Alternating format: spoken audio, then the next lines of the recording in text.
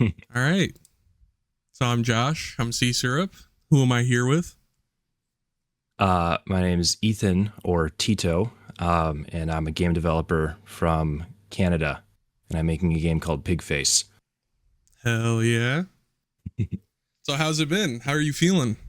Good. The game's it's nearing the end of development, so it's been stressful but fun, and everything's like I'm adding systems that are like just adding on top of what the game is. So like right now I'm working on crafting as well as level remixes where you can just go back into levels you've already unlocked and it like looks different and there's random objectives that you get to play. And it's been really nice to have it just like work nicely. Like it doesn't feel like a clunky afterthought. It just feels more and more like the game itself as I've developed it. So I'm feeling pretty good. That's good. Did you expect Pigface to be as successful as it is? No.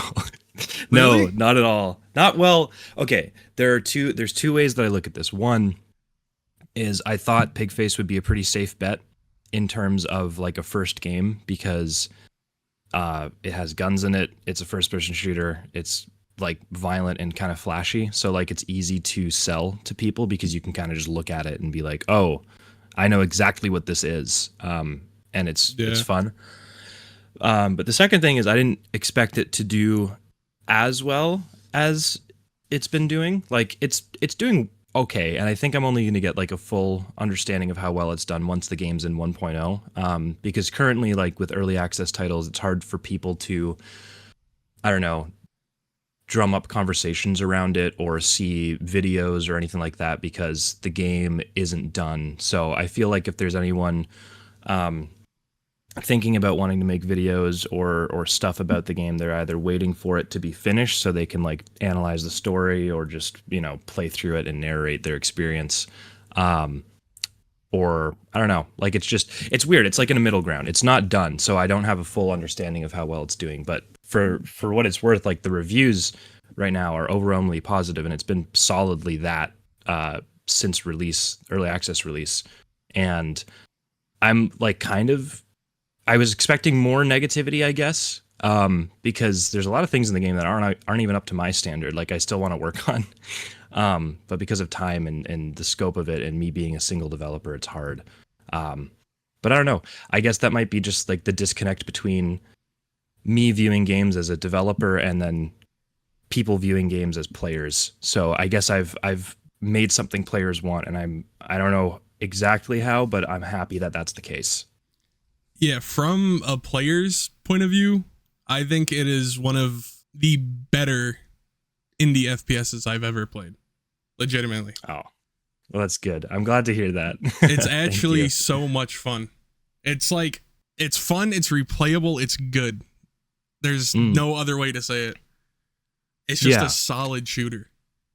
thank you. Yeah, that was the part that I think the one thing I will give myself a pat on the back for is like the shooting and then the response from like dudes being shot. It feels really good, and that's a Oh, strong point for sure.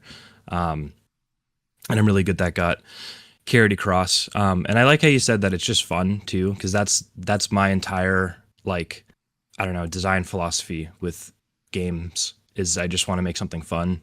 Pretty much, I don't really care about a lot of other aspects. There's a discussion post or a discussion thread on the Pigface Steam page, and it's kind of funny because this is the main criticism that people will have for the game, that the AI is kind of bad, which I agree with. There's some holes in how the AI responds or doesn't respond.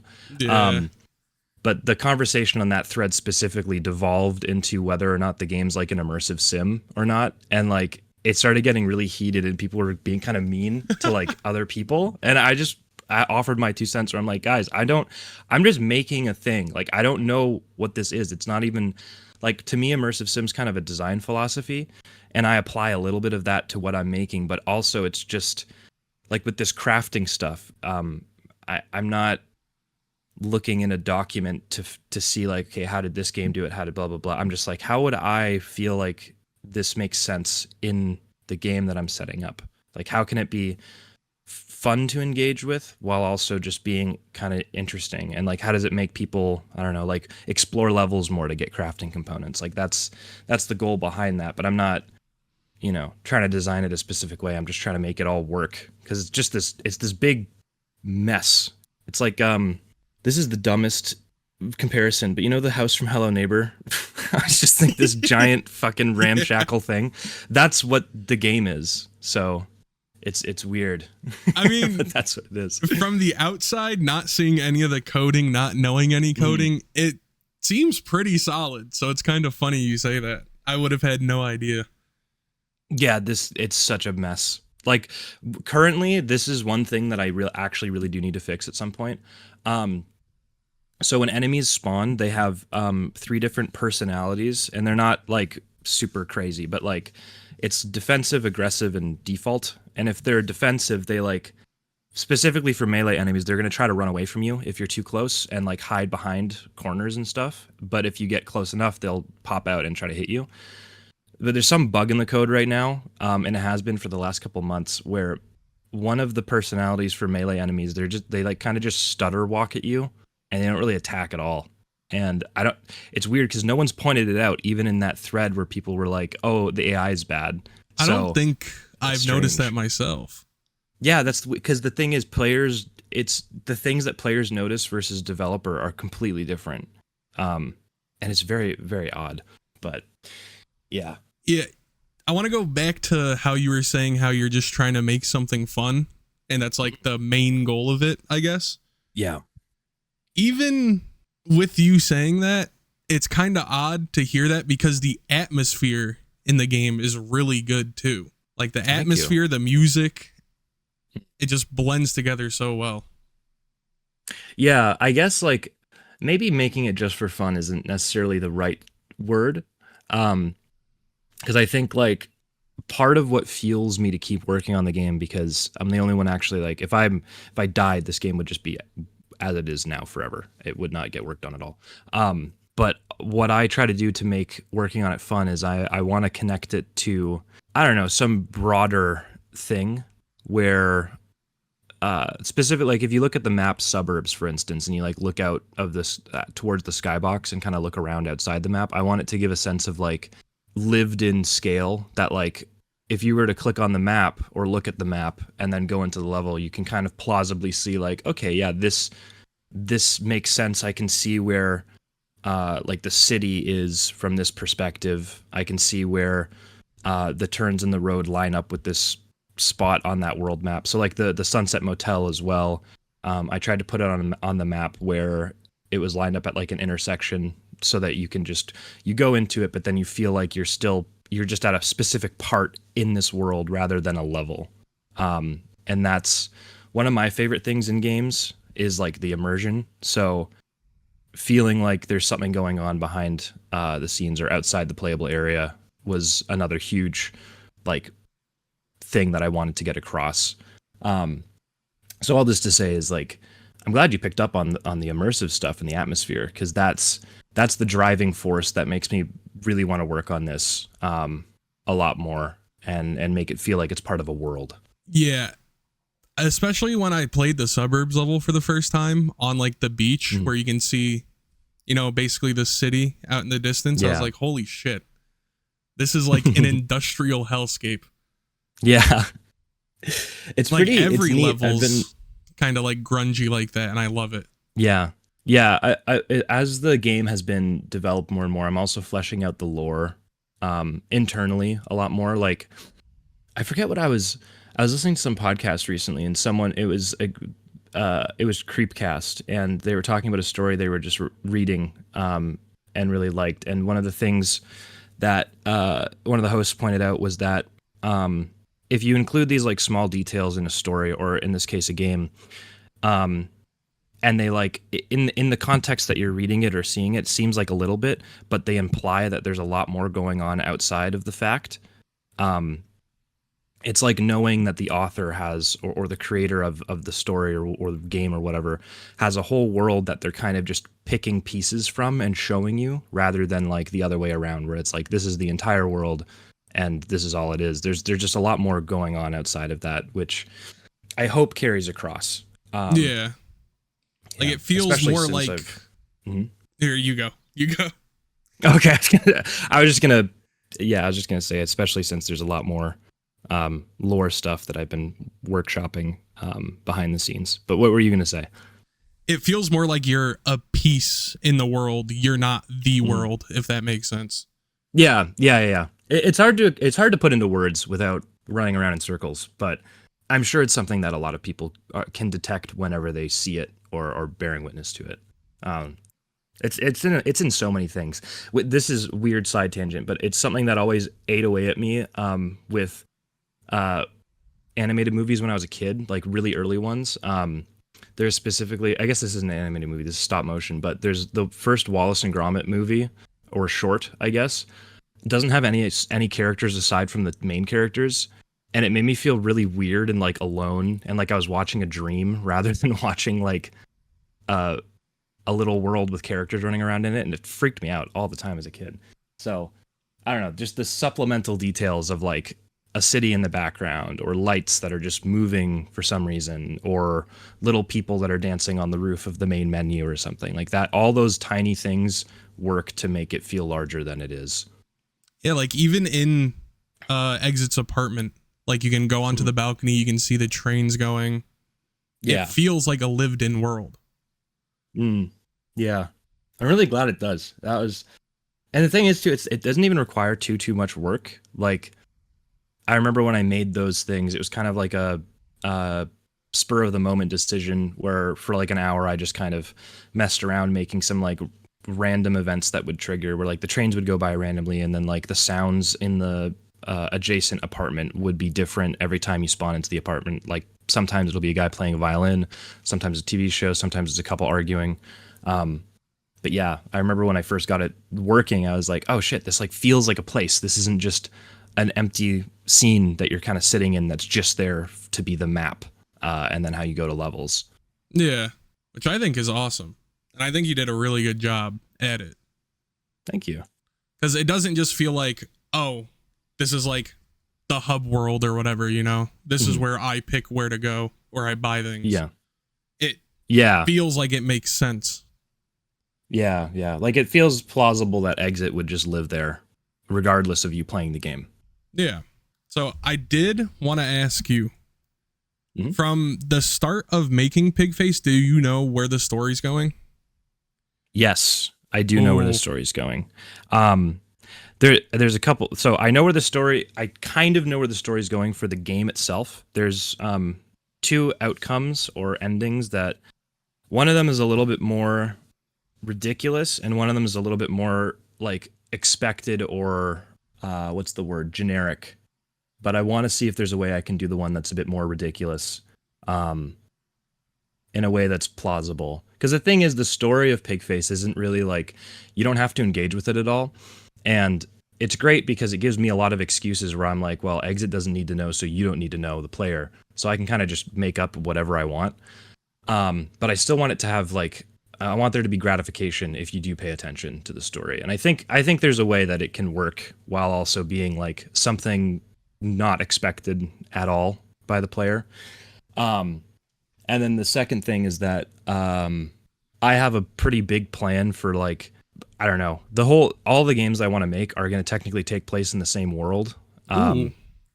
So like actual sequels to PIGFACE, different entire game genres. Like I want to make a racing game at some point that I could also make like in the same universe, but at a different time period.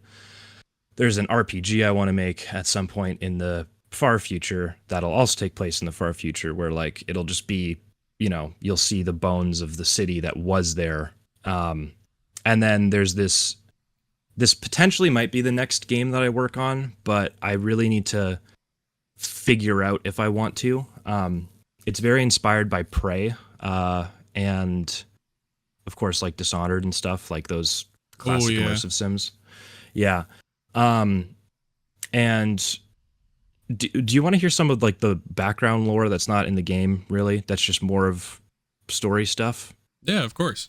I'm down. Okay. So on a broad scale, the world of PIGFACE is like a shithole. It's bad. It's not good right now. And part of the reason is because basically the federal government in Canada, where the game takes place, and lots of other governments around the world have kind of consolidated all their funds to basically try to revert how bad climate change is, because they've reached a tipping point in this world that's like, it's screwed. Like, we're screwed, basically. And the game that I want to make at some point, or potentially that's like an immersive sim, is basically, it takes place in what's called, what did I call it? I think it's a climate research capsule. It's something far north in Canada where basically the government, when they consolidated all their funds, they took a research station and kind of twisted it into like an arc for humanity's survival almost. And they've put an artificial intelligence to kind of run it. And this AI is also one of the reasons why all the governments kind of freaked out and were like, hey, we're screwed, because it predicted that the world's basically going to end due to a giant flood. So in the time of PIGFACE, there's basically gang wars happening in what is left of society, and it just gets worse and worse and worse and worse. And like way further down the line, it's basically going to be a complete wasteland. But the time that Exit's running around, it's like kind of held together. And there's some implications too, like the prison break happens and there's no law enforcement at all in this city anymore. And it's because there's no incentive for law enforcement to exist anymore. So anyways, on different places of this timeline, I want to make different games. So if there was a sequel to PIGFACE, I could place it shortly thereafter or before, and that would determine whether or not it's going to be more of like a Hitman / Wasteland RPG thing, or a lot more of a like linear level to level thing where there's still order and stuff like that. But yeah, as time goes on, there is that sort of big old flood that happens, and like this is far in the future, and like everything's basically destroyed and reset. And then that's why at some point I do want to make an RPG, and then that will go over like discovering the bones of the civilization that came before, and that's kind of the themes of that game. But all in all, it'll all just take place on the same planet, I guess, or the same region. So I feel like you have it a lot more down to a T for what you want it to be compared to a lot of other people when they're making stuff like this. I did not expect all of that. I even know it was taking place in Canada. There's a lot of, there's nods to it. I guess there's another funny thing. I was talking with my publisher because when you die, you like lose money and it says hospital bills. And the thing is, that's not in Canada. That's for free. But technically, because of the way that the state of the world is, it's so bad that in Canada you have to start paying medical bills. So that's more of an implication of that's how bad things have gotten. Yeah. But there's also other nods. Like, and the thing is, if you're not Canadian, you might not get it. Like, the abandoned mall is a reference to No Frills, which is just like this weird Canadian grocery store that is, all the products are completely yellow and they have like the most boring branding on purpose. It's very strange. And then, what else? There's the guys, like the Smilers have Canadian flags on their t-shirts and stuff. And I'm pretty sure there's some more stuff that I put in there, but I just can't remember it now. But it's hard to tell anyways, because like it just looks like some shithole industrial place. Although if someone plays it and they live near Niagara or Hamilton, they'd probably go, oh yeah, I know this. I can just look out my window and see this. So yeah, it's very inspired by those areas. So that's crazy. Yeah. I thought it was just all, well, obviously it's dramatized or whatever, but I thought it was just make-believe place in like fucking Nebraska or something. It kind of is. I mean, it's not based off any real city. Like, again, more of the lore is that PIGFACE takes place in a world where we basically built fewer cities, but the ones that we did build are huge. And then just different ways that like events took place led to like literally no one took care of climate shit at all. So in this like early 2000s alternate world, it's like, okay, so we're actually screwed. Like the like what an ozone is or recycling, like that sort of deal where that just runs amok. And then of course war over resources, and then that slowly trickles into just the world falling apart. So there's like subtle differences, but it's also just like I wanted to find a way to make it where I could have a lot of creative freedom to do stuff. Like if I want to make a sequel to this game, I could put it in another city. And because of the way that the cities are so far apart and the state of the world, it's like it doesn't even have to connect to the first game at all. It could just be its own thing entirely. That's a good idea. Yeah. I did not expect you to have. I'm still in shock that you have it all laid out, basically. I have a lot of ideas for stuff. The research center one is really fun. I have such a good plan for it. I just need to find the inspiration to actually follow through with it. Because I made a prototype for that game and then was like, I don't have time, and two, I kind of like lost interest in it right away because it wasn't immediately fun. It's very hard to design something that has like environmental puzzles and, little powers and stuff, because then it's like, I don't know, it's not as immediately fun as like you just design it. Like for PIGFACE, I can just make a level and then plop a bunch of guys down and play it, and it's like fun. But I don't know, maybe I just have to make something that has conflict. So like if I prototype that immersive sim-esque thing, I need to make enemies and then see how they play with the abilities I've already made, and then that would probably make it fun to work on, but who knows. I see. Yeah. Well, I did have some questions written down, but I feel like we've just been, honestly, I've been enjoying this talk. I'm learning things I didn't even think we were going to be talking about. That's perfect. Yeah, I ramble a lot, as is probably evident. So that's a good thing. Trust me. Perfect. So I did want to ask, have your inspirations over the past few years changed at all during development? Yeah, I think so. When I started out working on this, what even was I guess the inspiration that started me on making games in general was the game Dusk by David Smansky. Oh, bang. Yeah, I loved that one. I remember distinctly playing it, and I was like just jumping around and looking at the level, and I was just like, wow, this is like so primitive in a lovely way that I'm like, I could totally do this too. I could solo dev a game if this got popular and had the love and care poured into it, and it still has like this low poly, grungy kind of slapped together aesthetic, and people love it. It's like I could totally do it. But that was a source of inspiration for sure.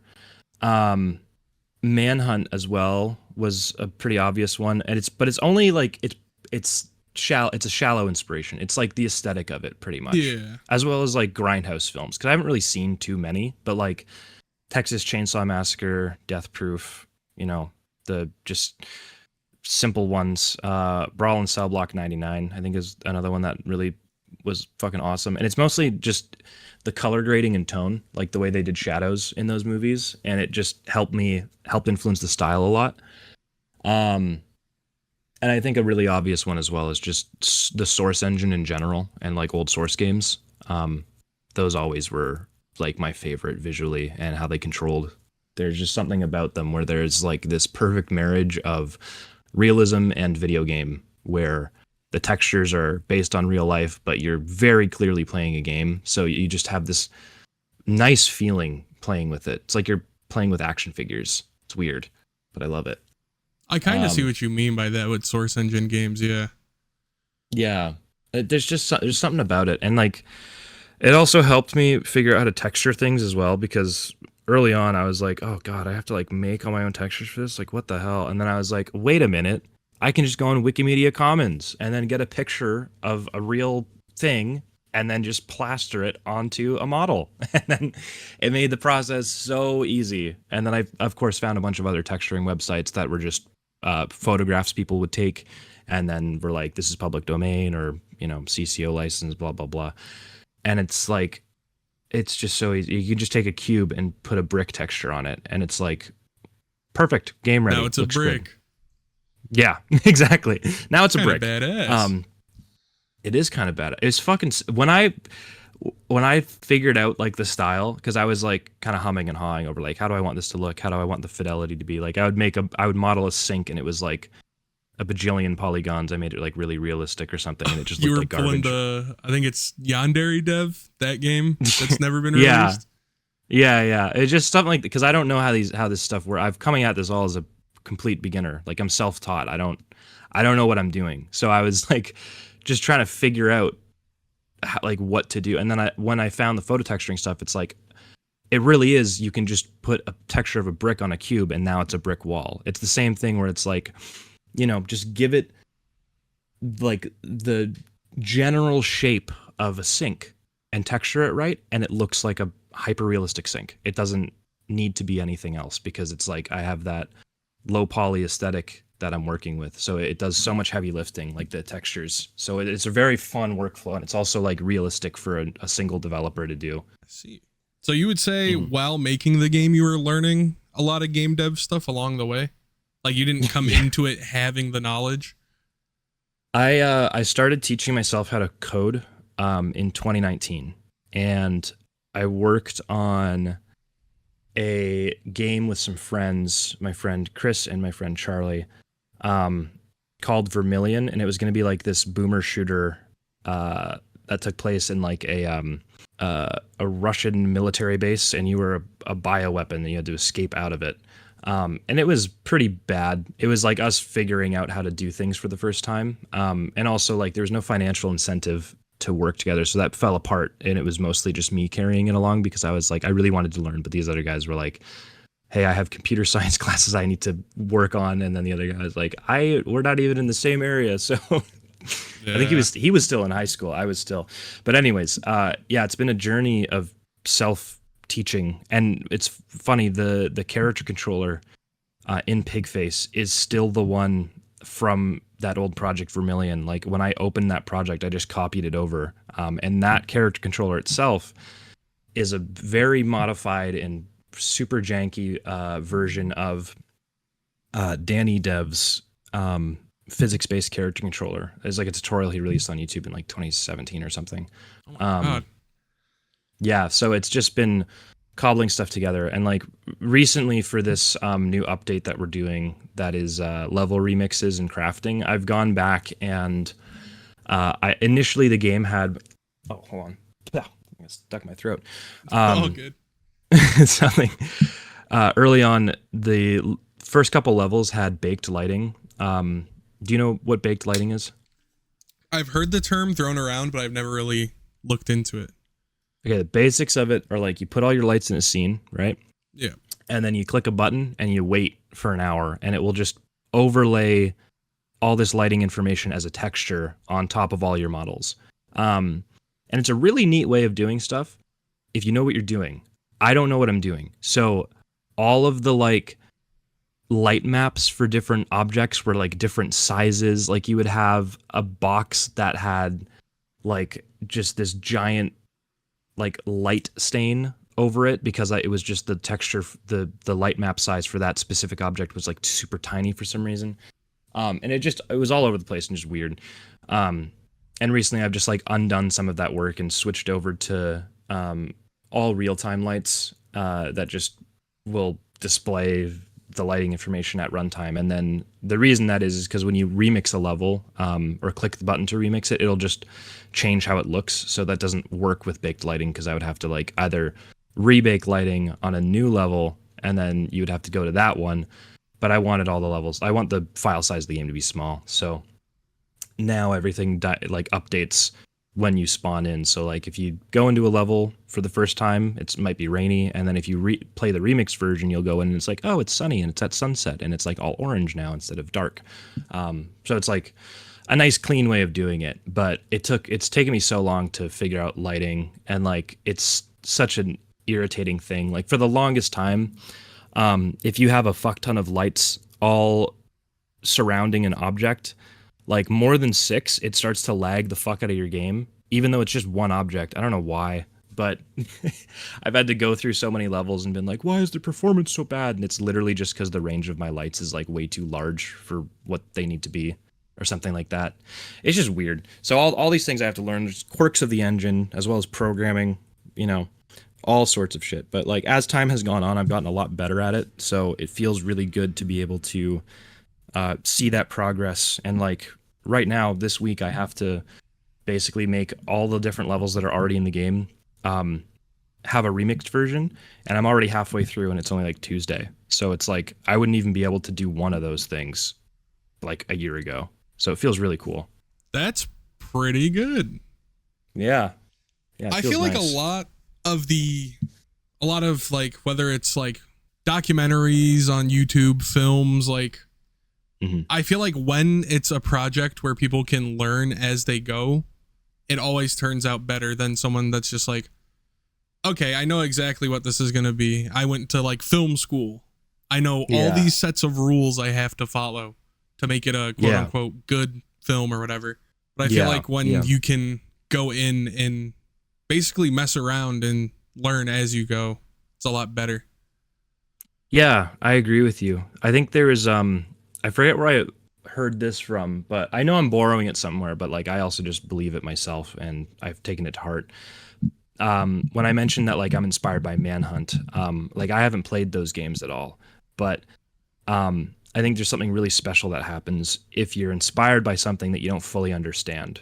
You can create weird shit, you know, and your own interpretation of something without it being, I don't know, marred by something you've already seen. And you can sometimes fall into pitfalls of like a trope or something like that. But for the most part, like my degree is in like English and stuff, and a lot of what that program teaches you is like, here's how to be really unique when you come up with shit. So don't do these things or whatever, or try to think of something different. So it's really beneficial when I have this like, I don't know, improv style of doing things. Like I could sit down and try to plot things out, but it becomes really hard and stressful almost. And it can interfere with the learning process too. Like if I knew everything I was doing when I was going into this, you know, it would almost be like too boring. Like the fun of it is learning. Like it gets really when I have to make a map, just a new piece of content for the game, that dulls me. It's boring. I don't like it anymore. I like having more shit that I have to do. Like how do you make a crafting system work in a game that is already built around not having that? And then trying to figure out that problem is super fun. I never thought of it like that. Mm-hmm. It's different for everybody too. Like, you know, some people may hate coming up with systems and just want to do map design, which is probably why there's level designers out there. And you know, yeah, where studios have specific people for specific things. Yeah, I'm too much of a control freak. I want to do everything. I mean, that's fair. It's your project. Yeah. You're the head of the project. Yeah, it's your baby, basically. It is my baby. So I guess this kind of is a good question to ask now. What has been your favorite part of developing PIGFACE? My favorite part. I get like honestly, it's the same with mentioning how it's like it's my baby. It's like watching a child grow up. I really like how it's evolved into an actual video game. Like throughout the process, it started as like a combat demo on itch. That oh yeah. I think I felt like that was pretty adequate in terms of like setting the mood. But there was a lot of stuff gameplay wise that was just not even there, or was kind of goofy. But as early access came out and then as updates have rolled out, it's just slowly gone and turned itself into an actual video game. And it feels like it's more than the sum of its parts, even to me. Like I play test the game a lot. And recently I've been having a really fun time getting super high in playtesting as well. Because then I get into the mindset of like, oh, I don't even remember making this. And it's like, it's just so fun because I'll be playing it and then I'm like, oh, that was exhilarating. That was cool. And I was like, this is my own game. This is sick. This is so neat that I can still get these feelings from this. Yeah, you're like, hold up. I made this. What the hell? Yeah, I know, right? It sounds like almost masturbatory, but at the same time, it's like I have to fuel myself to make this. So if I can play it and still experience a lot of joy and have fun engaging with the combat, it's like, oh man, like this creating this remix thing where you go back into a level and there's like shuffled enemy placements and there's like some areas of the level are cut off and different avenues open and there's more tripwires here or something like that and there's a zip line. Like I just get to go and replay a level that I worked on months ago and then I've changed it now knowing what I know now about game design, and it's like it's fun how it all works together. And like I don't know, it's it's very nice. I can't wait until the game is done so that I can be able to fully play through all of it and like evaluate it once again as its own thing entirely. Because it's always been something that's work in progress. So once it's finished, I think that feeling of it being complete is going to be one of the best things I've experienced as someone who likes to make things. So I'm very excited for that. I think as soon as the game is done, I'm probably going to wipe my save and replay all of it again. I've already done that twice, but... Oh, I'm going to wipe your save. Unfortunately, the next update, I'm going to wipe everyone's saves. I don't mind. I have to. Yeah. The thing is, it's because it's all part of it is because one, there's just so much new stuff, and two, I like would add new save data and then play it on a current save, and then shit would just break because it's like I don't see that in the file, and I'm like, I don't know how to put it in the file without starting a new save. So it's me being incompetent again. But there is also a reason for it. I mean, I feel like currently the game is short enough and replayable enough where if you have to do an update like that where it wipes the save, it's not a big deal. Yeah. I know. I think it's not going to be the end of the world. There's still probably going to be people that bitch about it. I mean, everyone bitches about everything, so. Yeah. Oh, there's this. I kind of feel bad for this, but I also like I'm a single person and I can find things irritating.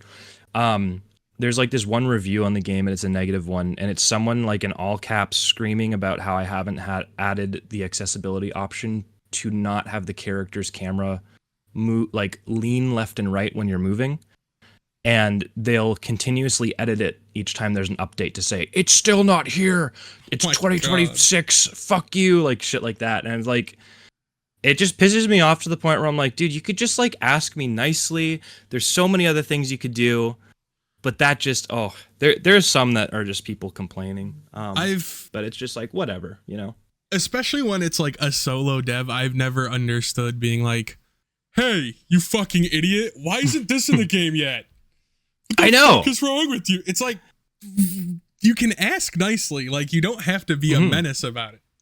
It's so weird. It's like, I don't know. I wanted to reply to it, and it's just like, is this the same thing you say to your mom at the store when you don't get the fucking, like, Twinkies or something? Like, because that's the equivalent. It's like a toddler having a tantrum. Like, it pisses me off. I don't know. Thing I want in-game, not in-game. What?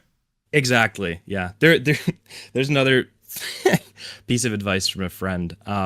And it's potentially rude, but I also think it's completely true and hilarious. But it's like, as a game developer, unfortunately, your audience is made up of gamers. So yes, you're kind of making something for the worst possible demographic, which is just, I don't know. I think it's true in many ways, but you know. I 100% understand that. Mm-hmm. Yeah. It's because some of the best people can be people that are open-minded and play fun little games, but then it's like there's that subsection that's just like mold underneath a table where it's like, oh, it's these people. Oh, it's the guy who's going to complain about Exit being a woman. Oh, it's the guy who's going to call me woke. Just bullshit like that. God. I don't mean to get political in this little discussion we're having, but it's so annoying. Every game that has like a woman protagonist or something, this game went woke. I hate games where I play as woman. It's so fucking annoying. It pisses me off because the thing it's not supposed to be even a point of conversation. Like, it just gets under my skin because it's like, dude, it doesn't matter, and it deliberately doesn't matter. Like I designed the characters in this, and Exit specifically. Like literally the only reason she's a lady is because I was like, I don't want to have my own voice be the character. And then I was scrolling through PIGFACE for sound effects when I was making the demo, and there was this like woman battle cry log file that was just like a bunch of, or not log file, sorry, like MP3 file, and it was just a bunch of screaming, and I was like, oh, this would be so sick if the protagonist was a lady. Cool, let's do it. And then I did that, and then that's the only thought process. It's not unique. It's just there. Yeah, I wanted to give an example where it's like, if you watch a movie and the protagonist is a woman, would you complain? But those same people would complain. I don't even know why I was going to say that. It's the unfortunate reality of living in a male-dominated heteronormative world. But that's a whole other can of worms. Yeah, that's something else. We'll talk about that at some point. Yeah, exactly. We'll get to that later. But yeah, it is interesting having those things. And sometimes I'll even get reviews that are positive. And then I saw this one recently. It was all great. And then at the end of the review, it was like, my only criticism is that Exit is a woman. I hate playing as a woman. I think it's extremely lame, blah, blah, blah, or whatever. And I was like, what? Okay. It's just like, sure. It's positive review, whatever. If everything else was nice, and then it just got to the end and was like a little couple sentence rant about how women should not be allowed in action video games, and it's just like, all right, so strange. It's just so strange. Like, it's probably my assumption always is it's like a 13-year-old, and that's it, and they're being edgy, and like in a couple years they're gonna not do that anymore. But it's like, I don't know, it's so weird still. I wish I thought like that, but I always just imagine some like 25 to 30-year-old man just being pissed off in his room about that. See, the thing is, that's even sadder and funnier if that's the case, though. It's probably the case in a lot of cases. Case. Yeah. Counter-Strike. But what are you going to do? It's gamers. Yeah. You can't please everyone, and there's always going to be those idiots that... Yeah. I feel like especially in PIGFACE, Exit's kind of like a blank slate. Mm-hmm. She's just like a psychopath. That's what I find so funny. Yeah, and in that same review, the person was they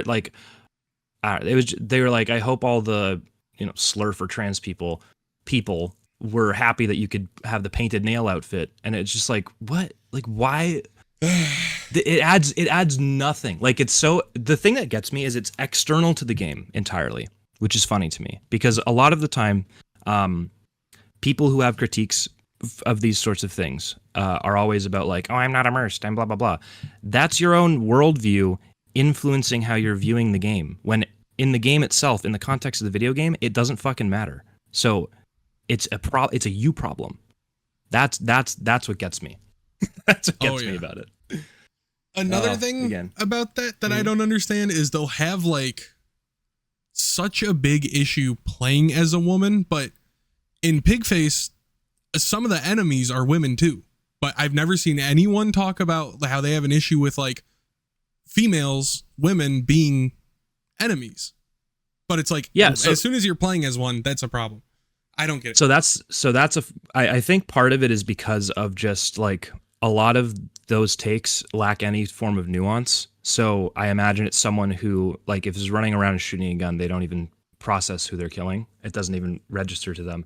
I have seen one review where it was like, it doesn't make sense to have women enemies because it's too goofy or something. And it's the whole game itself is goofy. You can kick someone into wall spikes, and when you kick them in the air, you can blow them to smithereens and they explode into gore. Like, it's not a serious game. And that's on purpose too. Like, if it was too serious and you did that, it wouldn't feel right. So I wanted to be more fun instead. But that's the thing, is like with those enemies as well, I was like, I want to have male and female enemies, and they're both on like the same level. There's not like a tokenized woman character or something that's like, this is a special enemy. It's like, no, everyone is in dire situations right now. You're facing gangs that are made up of everybody. That's the whole point. And it's, I don't know, it's supposed to be like this goofy, messy, chaotic thing. It's not supposed to be something people linger on too much. And I also just want it to be like inclusive. I don't know. It's fun. I don't see many games where like an average goon is a woman. It's always guys. So just adding that change, and then boom, it's a little bit more unique and it's fun. Yeah. It like you said, it's more unique, because I feel like I don't see that too often either. And I think one of the voice lines that really stuck out is one of the women's voice lines, and I was just like, it kind of creeped out by it. I was like, holy shit. Which one was it? Do you remember? I think it's the one saying "Hiya, baby." Oh yeah. I heard that. I was like, what the fuck is going on? Yeah, that was so fun. That was the first ever VA session that I sat in to help, like, to figure out how this even works. And Della was the person voicing the Smilers, and that she did a great job. She made them sound so like chaotic and strung out. But yeah, all the voice actors for this have been so fun to work with. And it provides so much life to the game as well. Like I need to add more gang voice lines for one of the final gangs you face, and then there's also this in the remix version of levels you're going to be facing another gang, and they're just like universally in all the levels that are remixed, they're just called the Junkies. But there's like it's an opportunity to have like little snippets of story or lore kind of be fed into the player, because in the jumpsuit gang, like some of their lines address exit directly, so it's like, oh, she was in prison before, right? Like that's part of the implication. So it's fun to have those things dynamically happen, and then people can register them as they're playing the game, but you can also just not pay attention to it. Yeah, I did notice a few times they call exit out by name. I was just like, what has she done? Oh, she's bad. She's done some bad things. Although, yeah, her backstory is interesting. Yeah, there's another form of media that will potentially address a lot of her backstory that is in the process of potentially being made. So I'm excited if that ever forms, because I do want to share more about Exit's past. There's someone actually asking about that again in the discussion threads, where it was like, how the hell can she kick someone so far? I was like, well, there are reasons, but we can't get into them now, and it's not going to be in the game, but it'll potentially be somewhere else. Oh, fuck yeah. Fuck yeah. Yeah. I don't know. I never really thought about that. I was just like, yo, I can kick people fucking 5 feet into the air and blow them apart with a double barrel. That's awesome. Yeah. There's nothing like supernatural or anything. It's just like, it's no secret that she's just like a killing machine. And like, that's, you know, the reasons for why she is are something I at some point definitely want to address. Either if the thing that I'm referring to doesn't get made, then I'll just talk about it openly, or maybe that'll be the sequel, is like, this is what it is. But yeah, we'll see. Interesting. So to get back on track a little bit, what has been the hardest part of developing PIGFACE? Doing it alone, which is a conundrum, because I really don't find working with other people to be good. It's not conducive to how I like to work. Yeah. At least right now, mainly because this is an older, it's already like almost approaching 2 years old. It's using code from something from 5 years ago. So it's like, I know how everything works. I barely know, like I had to set up GitHub just to have backups of this partway through the game's development, because I don't even know how that works. Like it's not my wheelhouse to do game development. Like I went to school for English. I had to teach all myself this. So it's very weird. But yeah, like doing it by myself, I think the hardest part is like, if I have something that needs to be done by a certain amount of time, I have to be the one to get out of bed and do it. Like everything has to go through me. Which is like, it's nice because my publisher understands so much about all the pressure that's on me, because they're all made up of devs themselves. So they've made games, so they're always super understanding. But still, like it's something I'm doing alone. And as I mentioned, getting up out of bed to tackle something or dealing with a technical problem, the stress is like 10 times more than it would be if I had a couple other people who knew what they were doing. Cause like I'm the only thing. I'm the only dependable person. I haven't even thought about like, if I like break my arm, I'm fucked. Like the game's fucked. Don't try any backflips or anything. I won't. But yeah, it's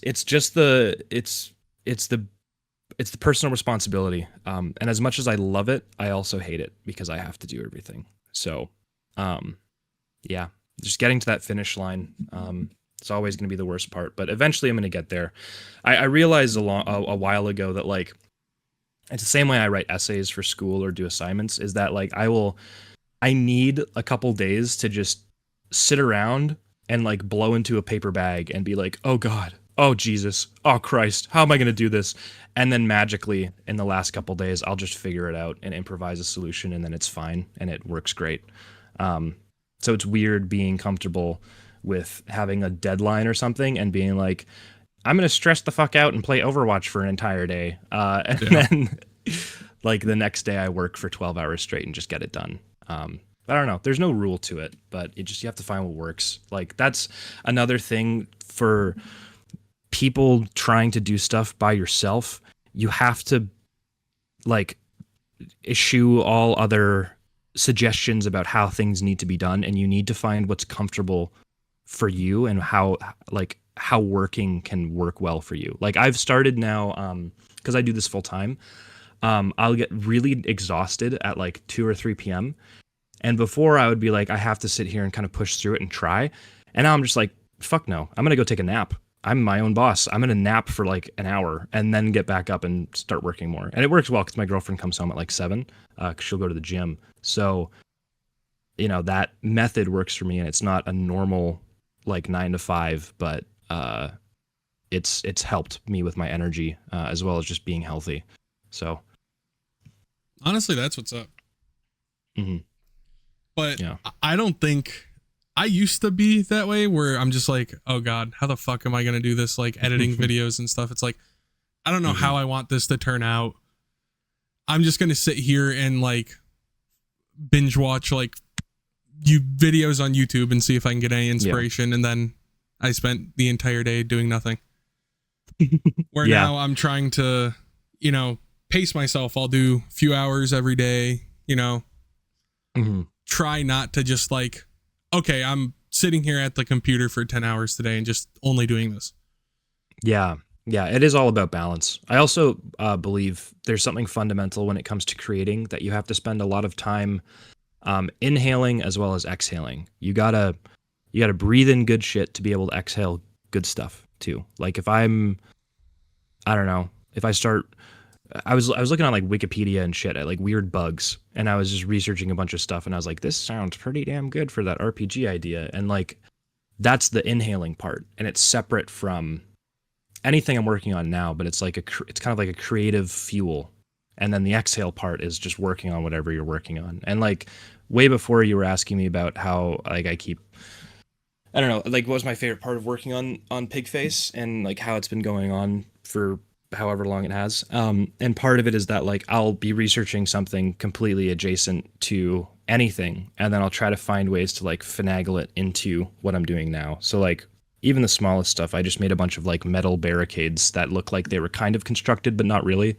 And it was partly because I wanted to just practice modeling and texturing, as well as like, you know, making some Fallout 3 looking meshes. And it just, you know, I can then slap that into PIGFACE, and it's like, perfect, cool. I did work for the game without it actually being work almost. It's like a productive sort of relaxation, if that makes sense. Yeah. So I did want to move away from PIGFACE a little bit. And I did want to ask you, what are some of your favorite games of all time? I know Dishonored is going to be on that list. Yes, it is. Let me think here, because there's a bunch. It doesn't have to be like a strict, oh, this is number 1, this is number 2. Yeah. Because it changes. It definitely changes. Like recently I was really into playing some Colony Sims. And then I realized I hate Colony Sims. So a week ago I would have been like, oh, they're awesome. And then I'm like, they're stupid. So I don't know. I think what would be one that like, you know what? Yeah. So recently, and this is in the winter, I got pretty sick with my girlfriend, and we played a fuck ton of the Lego games. Oh, and fuck yeah. They're so fantastic because they're just, it really illuminated to me how we're such simple creatures. We just need to collect shiny things and unlock stuff. And that is such a fun, tangible feeling in a video game. And funny enough, that's kind of how I did the crafting station almost. Like you can see the things that are still locked and you need to find blueprints for. And that directly came from playing the Lego games and realizing like when you see that you can still unlock things, that inspires you to continue playing the game rather than having it completely hidden.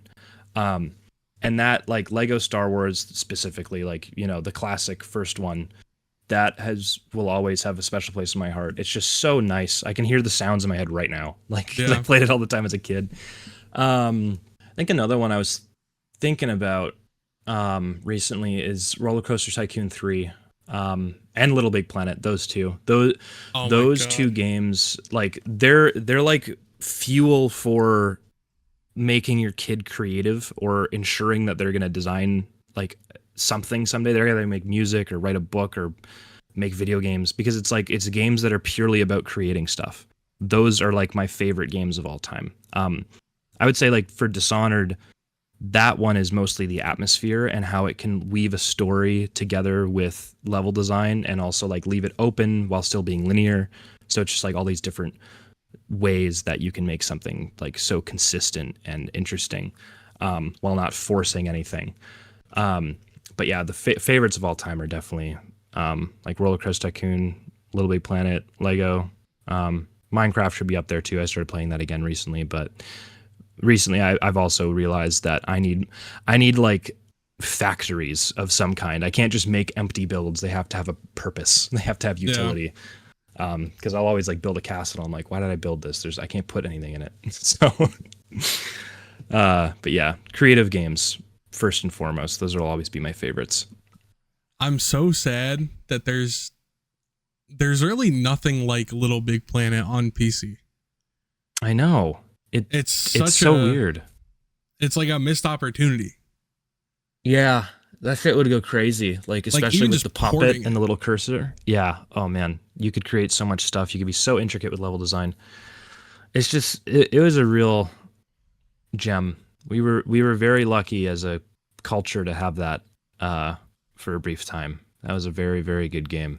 I'm not sure if it was the same company that did Little Big Planet or just some of the same developers, but they did make Dreams, I think. Yeah, I think that was Media Molecule. They did make Dreams, and I've seen some of that. I haven't played it mainly because it's like, isn't it on the PSVR or something? I think it might be locked behind the PS4 now. I think that's it. You can only play it on PS4, not 5. I don't play console stuff. Aside from like some games on a Switch, so like I'm never gonna play that, and it sucks because it is locked behind. So I was also thinking about this too. Like I wanted to play the Uncharted games recently, because but only like I think only 4 in A Thief's End are on PC. Yeah, it's only them. I don't understand. Why? I kind of understand. I think it's because in my head it's probably from my layman's understanding of how it works. I think porting from PS3 to PC is just a nightmare, and they're just like, nah. We don't want to do that. So that might be why, but I would love to play those games. Like my girlfriend and I, like I'll play a game and she'll watch the game, and it's like we're going through LA Noire right now, so she'll be like in her little nightcap in bed, and we have the TV up there, and we're playing through it together almost. And I really want to play the Uncharted games again, but we're gonna have to buy a system to do that, and it's just not really in the cards right now. Yeah, I feel like there's a certain Naughty Dog game that gets a lot more hate than I think it deserves. And it kind of loops back to what we were saying earlier. Last of Us Part 2. Yes, I agree with you also. It does get way too much hate. And especially when it came out, I think it was just a time where the internet was so focused on this thing is... I hate the term. It's such a dumb term. Woke. Woke. Oh my God. It sucks because that term was co-opted too. It's not even like it was bad before. It got stolen and then made horrible. I hate it. Yeah. And it's just like, I understand the issues that people have with the game when it's actual issues, and it doesn't boil down to Ellie's lesbian. Like, yeah. The thing that you can criticize it for, and these are my criticisms, are I don't even remember her name because she wasn't that much of a character, which sucks, is Ellie's partner. She was a terrible character. She just became Ellie's like doormat Dina. Or injury washer person. Yeah, Dina. Her character like fell off a cliff and she had no individualism. It was weird. And that sucked. And then there's too much combat in the game. There's too many combat sections. I was more interested in the story as the game progressed. Both my girlfriend and I, like, we would enter an area and I'm like, oh, I have to do combat. And we would both just groan because it's like, the combat's good, but like, I honestly, like, the game was almost too long. Like, I reduced the combat, show more of the story. I would have liked that more because the story was really cool. I think it's funny because the way people reacted prove the point of the game and Last of Us as a whole, which is like the theme of loss, which is that you need to let go or else it will ruin you. And people don't let go, and then it sours their entire opinion of this fucking game, and then they don't play it. It's like, you need to be open to things that are uncomfortable. Like, the entire time I played that game, I disagreed with Ellie's choices. I did not think she was making a good choice, but I liked that she was doing that. It's like, and I also had to contextualize a lot. She was like being an annoying piece of crap for a lot of it, and I was like, I need to remember that she's like 20 and she's grown up in this horrible world. Like, of course she's acting like this. I would probably too, but like, we're looking at it from the context of our like air conditioned bedroom. Like, I don't, like, of course we don't understand. But yeah, there's some real criticisms for sure that are that the game deserves, but a lot of them are that totally miss the mark. Yeah, I'm about halfway through. I started Abby's section. I already know everything that happens because they took so long to port it to PC. Yeah, and I played the first one on PS4, and then I heard the second one was coming out. I was super excited. Yeah, they didn't put it on PC for like 2 or 3 years, so of course I already heard everything that happens. Yeah, but I think the combat is really good, but it's also just kind of odd having the story of, oh, revenge is horrible in all of this, and then having you kill all these people. It's like, yeah, that's right. I can get that.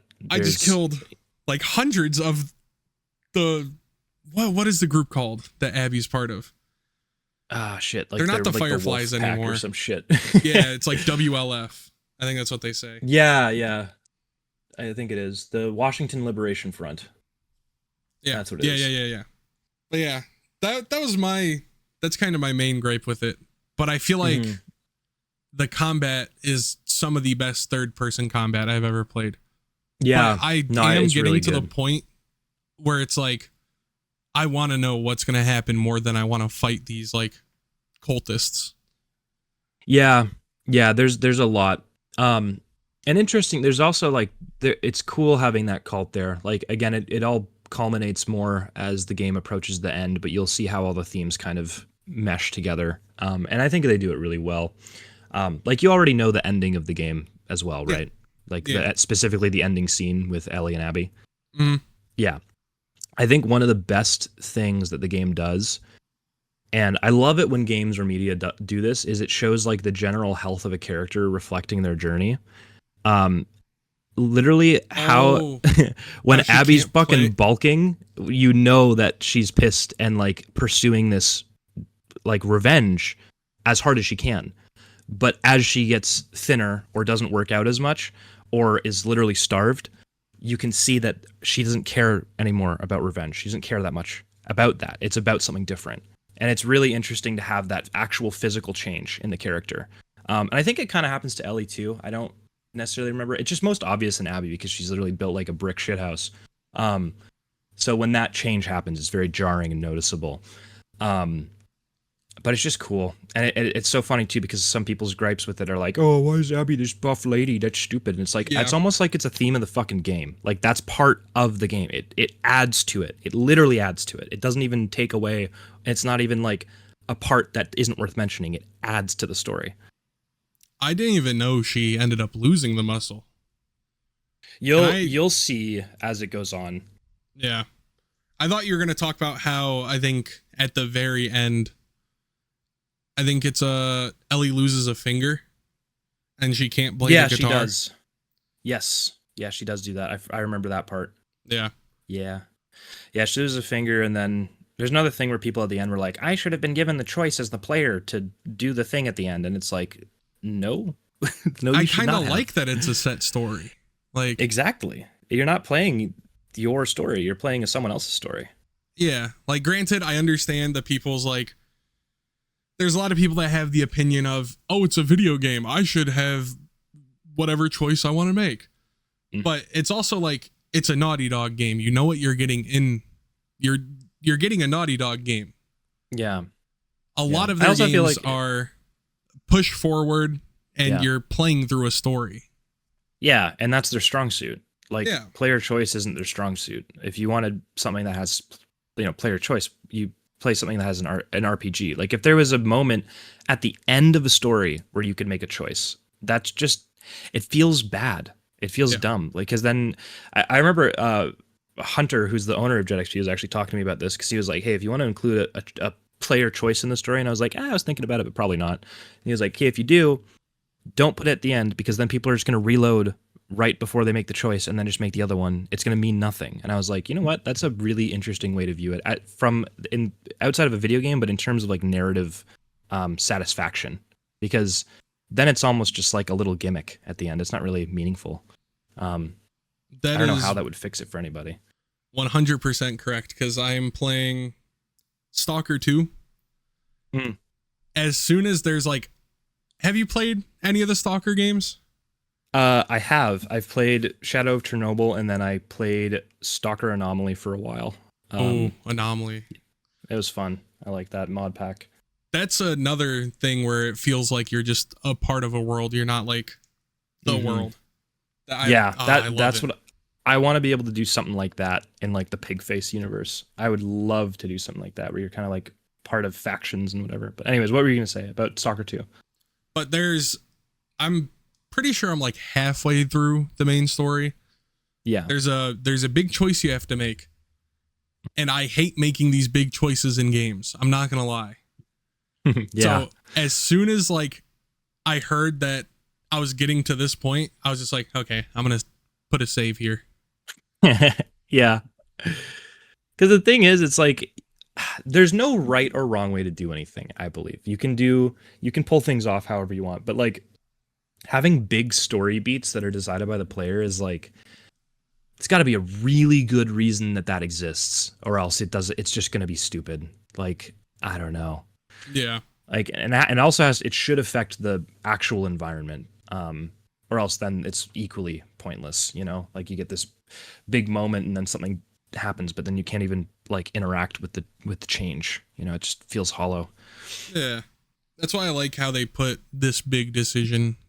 I'm not sure exactly how much it affects, the rest of the story. I'm sure it does in some way. Yeah.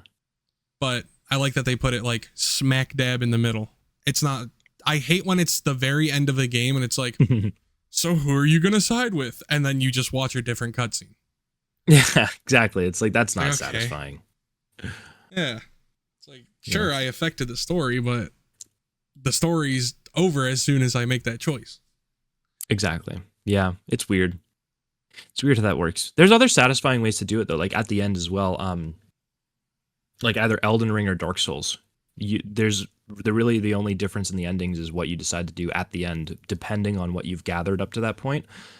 But it's pretty interesting because then you can kind of formulate your experience around like, oh, I want this type of ending. At least if you know.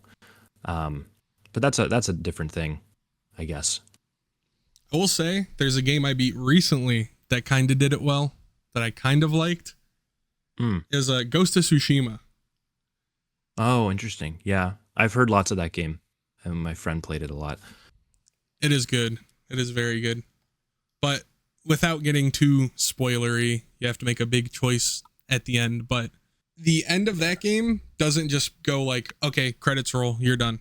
You're basically just put back into the world, which is nice. Oh, neat. Yeah. See, that's where it's neat, because then you have that detectable choice almost, where you're like, okay, now you can kind of ride around, see the effects of it. I don't know the extent of those effects, but yeah. I don't want to get too spoilery, so if you ever play it, you'll know what I'm talking about. Yeah. Good game. I would recommend, though. Yeah. I need to at some point. I need to get a better computer before that. My computer is, my GPU is literally held onto my computer with its zip tie. Oh my God. And all the parts are too big for the case. So since day one, it's been bulging out of its case. It's really bad. I've been getting a lot of blue screens lately. It's almost time.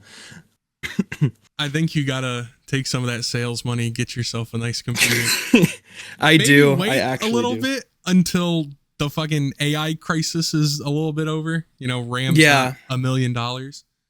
Yeah. Yeah, my plan is that like on a personal note, my girlfriend and I just bought a house, so we're gonna be moving in July. Shit. Congratulations. Thank you. And after that, I want to get like a NASA computer, and I also want to get Fuck her yes. like a pretty cool computer as well. I just need to get something that's gonna last me for another 10 years, because like I'm I'll go into the meetings with my publisher and like I'll be saying, "Oh, I'm having performance issues on this." And they're like, "What's your specs again?" And I'm like, 1660 Ti and an i5." Oh And they're my like, "Yeah, dude." Like that's literally your hardware sucks. And I'm like, "I know." But it's good cuz whatever I'm making, at least I know it performs okay on a shit computer, right? That is a So, good way to look at it. yeah, I might like if I upgrade my computer, I might keep this around just as like something to benchmark stuff on. That's actually a really good idea. Yeah, Because I know, especially if I want to turn this into a business or something, I would have to. I feel like there's a lot of like, even AAA developers, they never account for like lower end hardware. That's the indie scene is in such a good spot because that's the whole thing is like people who are on computers like mine going, I want to make a video game, but it needs to run on my computer. So it's like it's just going to work for everybody. Yeah. It's great. Yeah. Yeah, you don't need a supercomputer to play it. Yeah, exactly. Especially if it's something as like visually simple as PIGFACE. Like it doesn't need to be more than that. And if I ever make a sequel too, it's not going to be that much more higher in fidelity. It's just going to be the same thing. It's going to look sourcey and grungy. I do think, even though, well, it is like quote unquote low fidelity, but it still looks great. Thank you. Yeah. The A lot of the intention immersion. is like if you stand far back and squint, it looks real. That's kind of that's the whole design philosophy. And also, again, the textures. It's all textures. It's so helpful. That is a Love very those good textures. philosophy. Mm-hmm. Yeah, I got that from there was a NoClip documentary I think it was NoClip on Half-Life 2 in their development, and there's a line that stuck out when they were talking about Half-Life 1 where one of the developers was like for a while they were trying to figure out how to make these models or enemies make sense, and they were like, all we need to give the player is like an impression of what something is, and that's it. We don't need to do anything else. And I was like, Yeah. That's it. That's the sauce. That's the secret to making a game, is you just need to give people like, I don't know, you have a room, right? A completely square room with nothing in it. Put a chair in the corner and like a sink on the wall, and that's it. And then everyone's like, oh, that's just like that, some like background detail room. It doesn't need to be a lot. It just has to have like a few qualities that you're used to, and that should be enough. And then stick some nice textures on it, and then people are like, wow, this looks amazing. And it's like, I've tricked you. This is just a cube. But it's actually, it makes you believe something more than what it is. Yeah. It's really cool. But you can make that cube into something. Exactly. That's what matters. Exactly. Yeah. There's a broader idea I have, or a more general one, about storytelling as human beings and how that affects how we interpret everything. And like, I was thinking about this while playing Mountain Blade, which is another one of my favorite games, specifically Warband, as well as Bannerlord. I like both of those. I remember us talking about that. I still need to try it. Oh, it's so good. It's just so interesting because on paper, all of it is just a bunch of random events and like these digital economies responding to each other and kind of walking around on a board game map. But you're given control of one of those pieces, and you can go and do whatever you want and affect this world however you want. So you're like, there's no story, but the story emerges based on all of the things that you choose to do. And it's so cool that a game of all of these chaotic, technically disconnected elements can interact and provide you enough resources to cobble together a story that satisfies you as a player. I think it speaks to a greater thing of that when people play games, they're always looking for stories. Like if you're even playing an online game like CSGO, or I guess CS2 now, and you're in a match, you're going to, like, from round 1 to the 16th one, you're going to be like, a story is going to transpire in that time based on all the events that you've experienced. And in the same way, I think if you give people these like small illusions of spaces and make it just real enough, people can believe it. And then it's just like, I don't know, that's when you win, when you create a game. It's like, it's believable, either in the stories that you can make the player experience as a what's the word, as a result of the systems interacting, or just based on the looks, like being able to walk around the suburbs map and look at the city across and go like, oh shit, that looks like there's more out there, even though there's not, even though there's an invisible wall like 10 feet from you that you can't see. Yeah, I feel like the skybox of that map really had me being like, what's going on out there? Yeah, it's cool. A game that does those skyboxes so well is Fallen Aces. The skyboxes in that game. That game is so good. Oh man, it looks amazing. I want it to be done so I can play it. I played a bit of it, but then like I got through the first mission and then was just done, and then it's like early access, so it's gonna come later. I can't wait till it's done. There's this new map that the dev has been showing off, like this junky area that just has a bunch of like industrial looking shit and scrap metal and like neon signs, and it just looks so cool. Like I'm just gonna walk around in those levels once I clear them and just take notes. Like, I don't know how he does it. It's so beautiful. You've only played the first level of Fallen Aces? I played up until you're in this pretty large area where you have to like lower a bridge. And there's like a bunch of sharks and you're swimming around in the middle. And there's like the port on both sides. It's a pretty cool level. It was very open. It was very, very open. I was surprised because I was kind of expecting more of like a linear boomer shooter experience, but it really puts that together with like the emergent systems you'd find in an immersive sim pretty well. Like they're very open. You can kind of go wherever. It feels neat. Yeah, I have a bad habit of starting a game and then not playing it all the way through. Yep. So I did that with Fallen Aces after knowing the demo was like super good. And then 2 years later, it comes out in early access. I played, I think, just the first level, and I was like, okay, they're cooking. And then I came back when there was more out. It's so good. It's stupidly good. Yeah. Yeah, I'm excited to really give it a shot. Same with Gloomwood when it's all done, which I don't know. I mean, they're never going to be finished in my lifetime, but yeah, maybe they will. Because I also played a lot of Gloomwood, and initially it pissed me off, and I refunded it, but then I bought it again and tried it, and then it really clicked with me. I never had played a thief game or a thief-like, even though I'd played Dishonored and I would always choose the stealth route. I never understood that type of stealth where you're like literally what you step on the floor is affects you. But yeah, both of those games do those set pieces very, very well. And again, on paper, it's very simple, but you just need to give people that like landmark to look at, and that can give you something, to do. There's like, hold on, I need to see if I still have the screenshots. There's I mentioned that RPG I was working on, and I was like walking around. Yeah, here it is. I'll send this to you. But there's just like these things I would add to the world, and it's just a big empty pile of sand, but you just add these things in the distance, and it makes you go like, I want to go there. I don't even know what it is. I just want to go to it. Ooh. Yeah. That looks so different. You said the RPG would be like years into the future, right? Yeah, like years and years.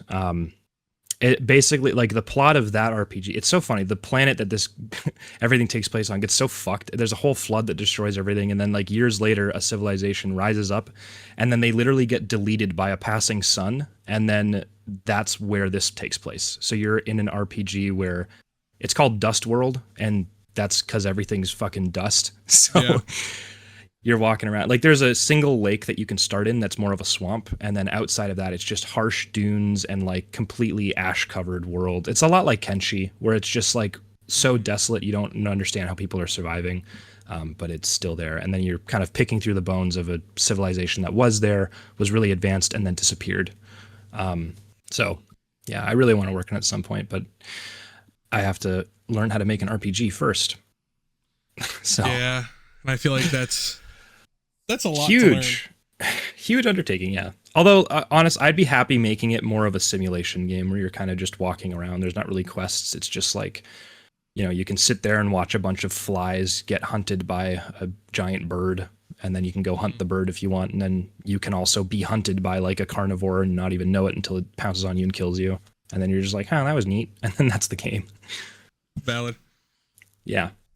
That Shit is like that. That seems very Kenshi coded.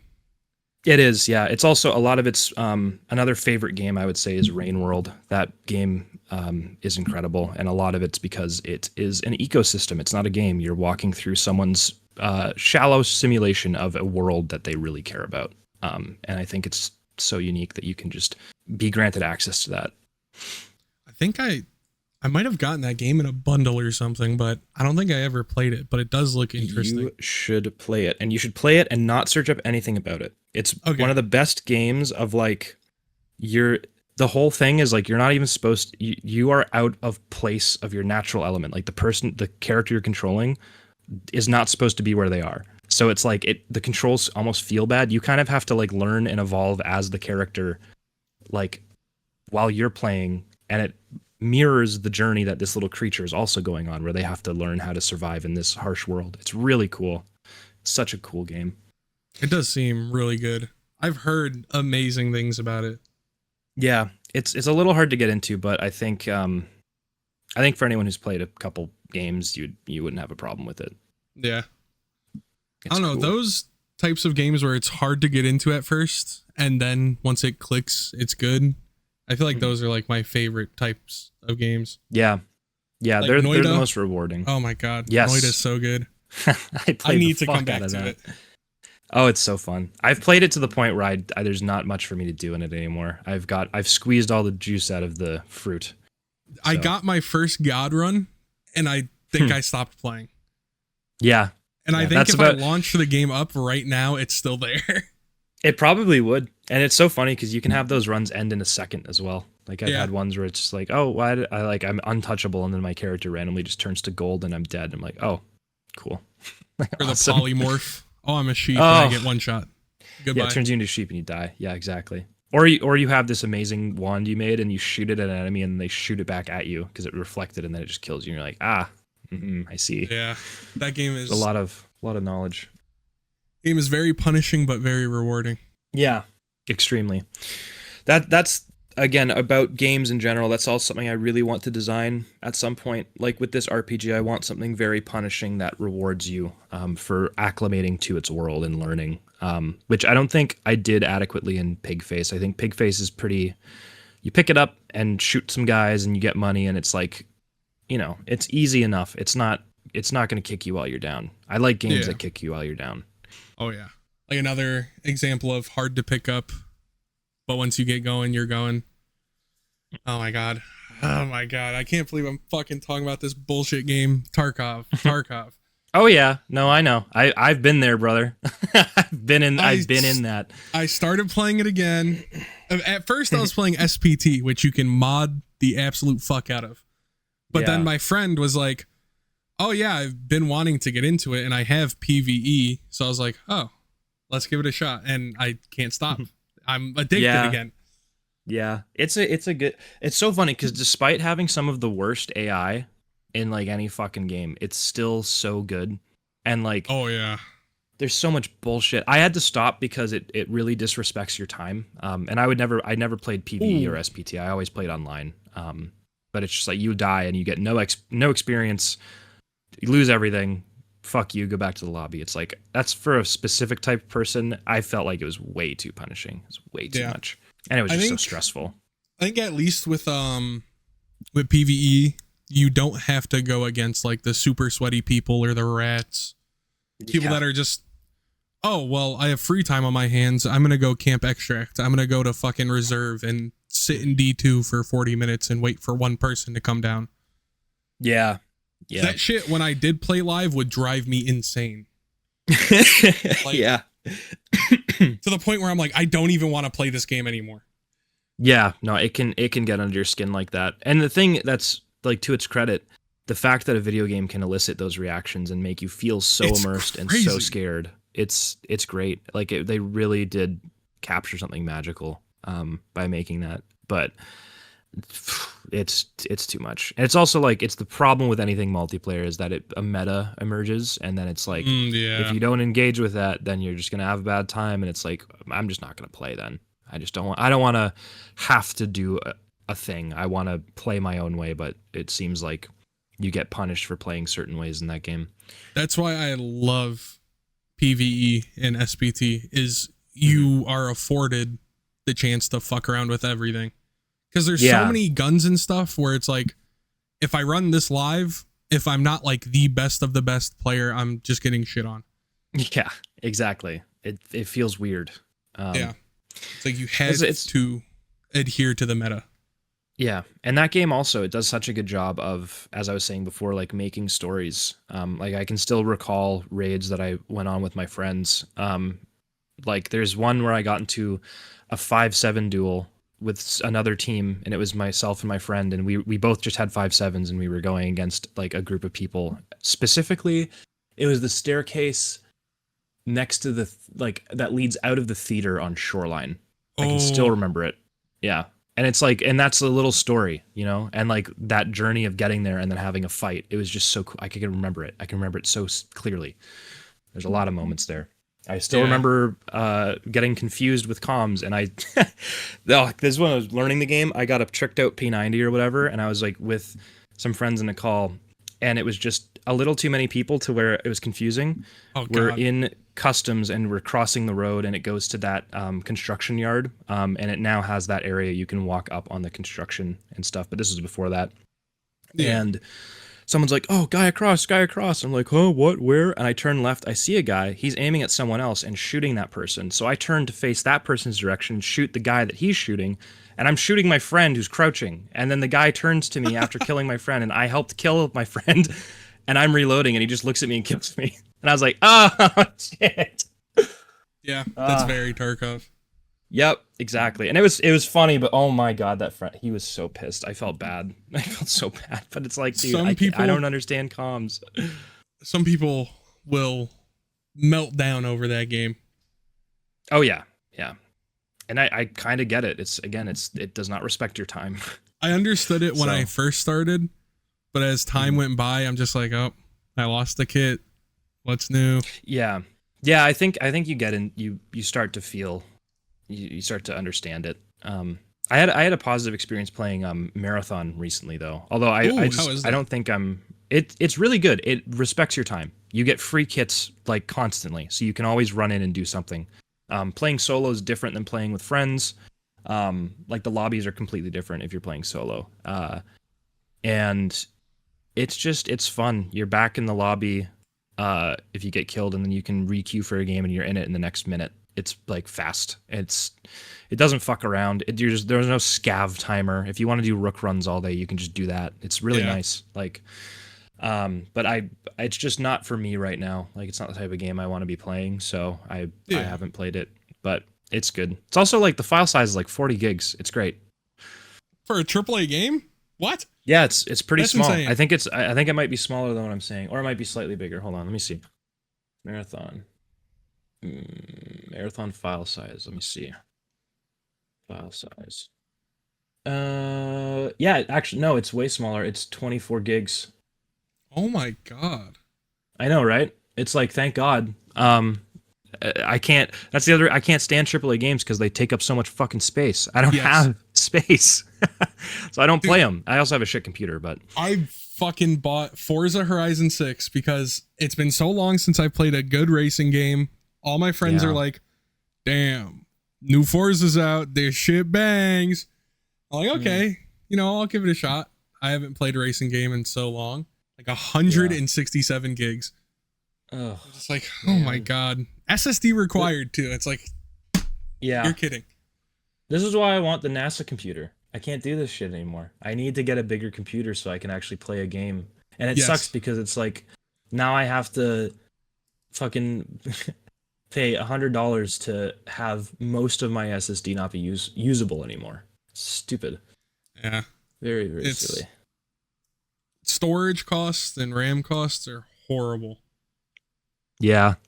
Here, on the topic of racing stuff, so dream game to get ported would be MotorStorm. Fucking love that game, or any of the MotorStorm games in the series.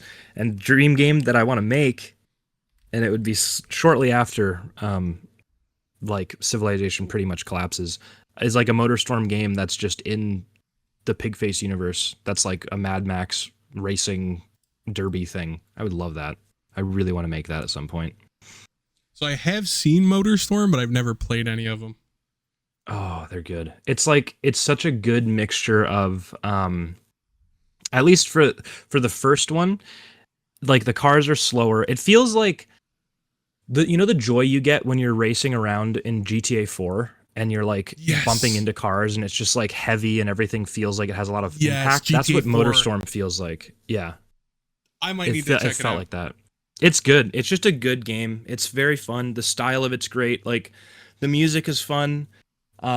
And the setting is so cool. It's like this racing competition in Death Valley. So you'll have like these races that are on cliffs that if you drive off them, you just explode in the air and then fall to your death. Like it's just ridiculous. It's so stupid. And it's just, it's good. The presentation's amazing. And yeah, there's just been no game made since that's like an arcade racing game that's very gritty with the visuals and it takes itself seriously. It's always like, I don't know. There's a lot of arcade racers that are just super cartoony and have no, like, nothing has any weight to it, or it's just like the simulators. It's very weird. I don't know why there's no middle ground. The only thing that comes close is Wreckfest. I played that for a bit, but it also kind of feels like a simulator. It's not full arcade. It's like, I don't know. It's arcade, but it has the veneer of like, this is a serious simulator game, kind of. And it's just weird. I wish there was more style. I have to ask you because you mentioned GTA 4. GTA 4 or GTA 5? I have played both. I haven't beat both, but GTA 4 for sure. I think it suffers a lot less from Rockstar's goo goo gaga baby game design. That pisses me off. I got so fed up with GTA 5. There is a mission. I think I got to like a pretty good chunk after the scene where they like torture some guy. And there's a specific thing that stuck out to me where you're playing as, what the hell is his name? He's the crazy meth guy. Oh, Trevor. I forget his name. Trevor. Right. I was gonna say Frank. That's not the guy. That's the other guy. Trevor. And it's like you have to make a line of gasoline that leads out of a house. Yeah, and you have to do it directly where they say. Yeah. It's so and I was like, it's okay, for a game design thing, just why would you even make a line? Just make it so it's like start here and then end there and then just measure whether or not the gas can is empty or whatever. Yeah. Like, and then just it's so much work just to make it more stupid. It was really weird. And I like, as I went through the whole thing, I got to the end and I was like, why can't I complete it? And I had to walk all the way back in and like get 2 pips filled in. And I was like, wow, that took me out of it. That's so dumb. Yeah. So I had the same problem with Red Dead 2, where it's just, I don't know. I liked the story, but the game design and the missions just feel stupid. It feels like an afterthought. It's very weird. Like, it's one of the best stories in a game, but like you said, the mission design is just like an afterthought. It's weird. It's very, very weird. Like Rockstar went from giving you like at least a bit of freedom how you want to do the mission to it just being like the most linear thing possible. Yeah. It's very weird. Yeah. That's why like, so if there's a sequel to PIGFACE, like a proper big sequel that potentially even has a big budget or something, I would really, really love to make one where it's like a very small scale open world and it has driving physics similar to like GTA 4 where like everything is slow and has a lot of weight. And then it has kind of like, the same gameplay loop as PIGFACE, except you have to just physically drive to the location. So it's like, hey, you have to go kill people at a motel. Here it is on your map. You have to drive through there. Don't take this route. It's full of, a gang that likes to, make road spikes and cause problems. You can go around another way. Then you actually get to the location. It's like, why don't you park your car on top of a hill? You can snipe from on top of your car and then go in and complete the mission. Like just that sort of thing where it's like, I don't know what it is with Rockstar, but like they have this amazing world. It's so detailed, but you have to play their little story exactly to how they wrote it. And it's just like, I, I don't find that fun for me when I play a game. I like it for a story, but like I don't have any agency as a player. Like it feels as though I'm kind of just going from point A to point B. It's really weird. Yeah, I feel like GTA 5 and Red Dead 2. I even tried to replay Red Dead 2 recently, and I ended up just doing all the hunting stuff and then being done with it, basically. Yeah. But it feels... How do I say this? I feel stupid. No, it's okay. I understand. But it's just like, it's so frustrating because it's good for a single playthrough, and then coming back, there's just no replayability, really. Yeah. Where I replayed sucks. GTA 4 recently. I played the entire thing on Steam Deck, which is crazy. It can even be played on a handheld. Yeah. And it's just so different in the way the missions are structured. I remember specifically one of the missions, they're like, okay, so you're going to need to go to this location and take out this specific guy.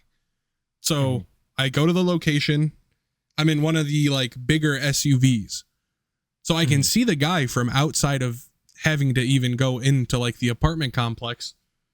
So I just stand on top of my car and I snipe him and then I leave. Yeah. Yeah. And that's sick. And it's so much easier, honestly, in a game design standpoint, at least for this specific mission, where it's like you don't have to do any like you have to walk in, do this trigger to go whatever.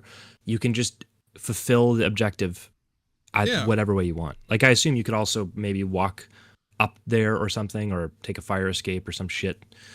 I ended up being curious about it because last time I played GTA 4, I was like a child. So yeah, I ended up being curious and I looked up the mission, and you can go in and have an entire fight with like the gang and stuff that he's a part of and like have an entire confrontation scene with him. Yeah. Or you can literally just snipe him and be on your way. It's crazy. Yeah. That's sick. That's exactly the type of thing that I would want to design. Like and I've seen this with people who speedrun PIGFACE, where like they'll beat a level in 4 seconds, and it's because they just go out of the van, aim at a specific point in the sky with the grenade launcher, and then like shoot it, and then they could just complete the thing. And I'm like, that's the type of video game that I want to make, where you can just do that. It's the same with Cruelty Squad, where you have these targets, and then it's like just kill them however you want. And there's many ways you can just like lob a grenade somewhere and then kill them, or you can go, explore only the left side of the map and fight your way to them and then leave, or you can go through the right side. And it's like, it's just such an interesting thing because it's all driven by the player. It's so fun. Well, I think you've done a good job I literally in the video I'm making talk about that. Oh, you're nice. Free to do what you want. You just have to get the objectives done and then get out. That's all you're required to do, and you can tackle it however you want to do it. Yeah. I literally have a segment talking about that and highlighting that. The best part about all of that too is that that was me trying to figure out how to make a game without knowing how to program. I was like, if I just make an objective that can be solved in one way, like, and just very generic, it makes my job easy. Where it's like you just have to pick up a thing, and when you click it, it just goes like, ding, you got it, good job, you can leave. It's so much easier for me as a designer to do it, and then it works to the game's like strengths, which is just, I don't know. It feels like I cheated, but it's good. Honestly, cheated or not, it works well and it's good. I think maybe a better way to phrase it, where I'm not calling myself so stupid, but it's like I just knew my limitations, and I'm glad that it's paid off. Because I wanted to work around those a lot. I'm even finding it with the remixes now, where it's like there are these random objectives that I can kind of slap around. I want to try to make some that are a bit more, maybe not dynamic, but like, I don't know. It's hard to think about objectives or goals that aren't just go retrieve this MacGuffin and then that's it. It's kind of weird. And honestly, people really don't need more of a reason for that, because the stuff that's important is everything you do between then and there. So yeah. Yeah, at least for this game, that's the scope of it, and I'm really glad to hear that works, because that was the intention from the beginning, was that you can, you have simple objectives and you can tackle them however you want. And then the other thing was that you can kick a guy off a roof and he can flail around and then get back up and come beat your ass. Yeah, it's a very freeing game. Yeah, I'm glad to hear that. You have the freedom to tackle it how you want, which is, personally, I kind of like that more. Hmm. Yeah. There's have you played Cruelty Squad? I feel like I've maybe asked that before, but Oh yeah, yeah. Have you I think played I the new have one, 40 Psycho hours in it? Patrol R? Oh yeah, I think I have played the that same too. amount. Yeah, that those I gotta play more. I want to wait till Psycho Patrol R is done being developed before I play more of it. I played it for a bit and it was just again very interesting. There's another game in early access called Blood Facsimile. That's that one's like a really good like Cruelty Squad inspired game. Like it's very obvious that it's the same sort of vibe. How do I It's spell again this? like BLOOD FAC. I made a mistake. FASCIMILE. Yeah, I think. Wait, I might have. Blood fa. Oh, I did. The C does come first. FACSIMILE. Blood Facsimile. It just looks cool. It's a vibe. It's a very nice vibe. Ooh, I have not actually seen this at all. Yeah, what's really interesting, at least for the areas I've checked out, they're all very grounded. They're not like, we're at the human meat factory and everything's purple. It's like you're on a street Cruelty and it just Squad? has like this. Yeah, it's not like it doesn't have that zaniness or the same amount of it. It's like the environments feel pretty grounded, or they make a bit more sense. But then on top of that, you have like these collectibles that are just these big glowing stars that are hanging out in the levels that you go collect, which I love. I love super video gamey aspects of games where it's like this is just straight up a giant glowing star collectible in this weird grimy thing. You even jump through paintings to go to levels. Like it feels cool as hell. I don't know. I love need to it. check that game It's a out. great vibe. Yeah, it's very nice. It's not obviously not done now. It only has a handful of levels that you can explore, but it's a very, very strong first impression for me. I really enjoyed it. Yeah, because Cruelty Squad is like one of my favorite games of all time. It's so stupid. It's stupidly good at what it like wants to achieve. Yeah, yeah. I'd say it's another one of those games where you're basically just being invited into someone's like world. It's not like the other way around. Yeah, which I love it. One thing I need to, if I again make a sequel to PIGFACE, I really need to borrow. Again, I mean the gameplay loop of PIGFACE itself is based off of Cruelty Squad. Like that was the elevator pitch. Yeah, I remember us talking about it when I think I did the combat demo video. Yeah. I what I really wish I did for. I'm glad I didn't follow through with it, but initially there was going to be NPCs that like were harmless that would walk around levels in PIGFACE, but it's just I don't think the scale's right for that. I would love to do that for a sequel to PIGFACE where it's like you just have people walking around. And that I think it'd be more in the style of like Dishonored where they're like, not just generic NPCs that walk in random patterns. It would be like, some guy sleeping next to a barrel fire and people that are searching through garbage and then they like kind of scurry away when you come by, stuff like that, where it just feels more dynamic. Yeah, I feel like the NPCs in like Cruelty Squad, they are some of the dumbest NPCs of all time. They're just, I think it's especially like, I don't remember the name of the level, but it's the level that has the big town and there's the car you can drive, the worst controlling car of any game. Oh yeah, that's but like, that's like level 2 or door, 3. That one's so funny. You open the door and it's just like a bunch of NPCs just like walking and bumping into each other like DVD channel logos. Yeah, and the best part is that works to the game's strengths so much. Yes, it does. It's the best part because in any other context, you'd just be like, this is shovelware, this is dumb. But it's like aware that this is stupid. And it's like, I'm pretty sure Vele is like artist first, designer for games second. So it's like, I love how he managed to do that where it's like, even the enemy NPCs are so dumb. Like they'll walk right to where they can see you and then shoot you. And if they don't see you, they just spin around in a big circle. Like that's it. Yeah. And that's all they do. And it works great. They don't need to be anything else. Yeah, I think Psycho Patrol R is a bit better about it, but I feel like that game is going for a more like grounded approach, I guess, even though it is still outlandish and odd.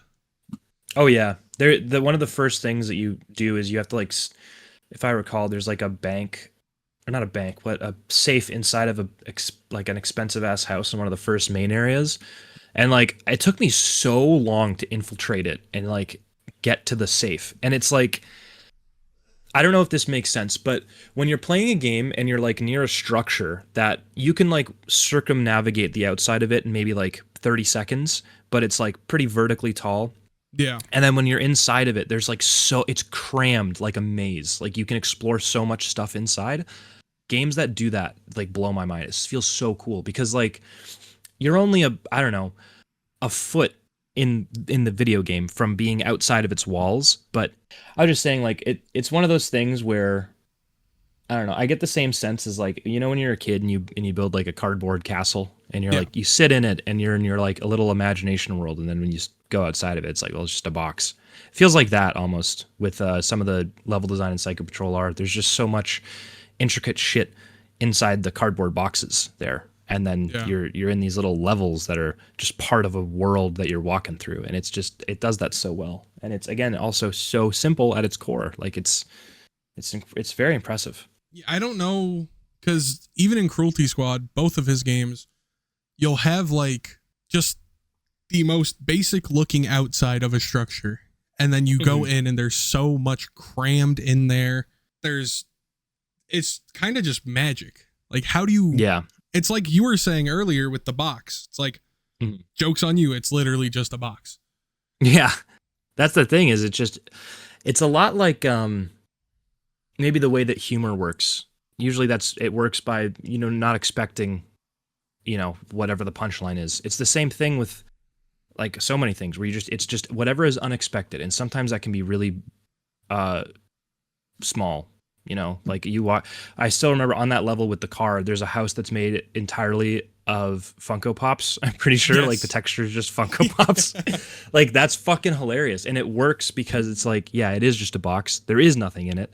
But it's just so unexpected. Like the NPCs you find in it sound insane, and then the walls are made out of whatever.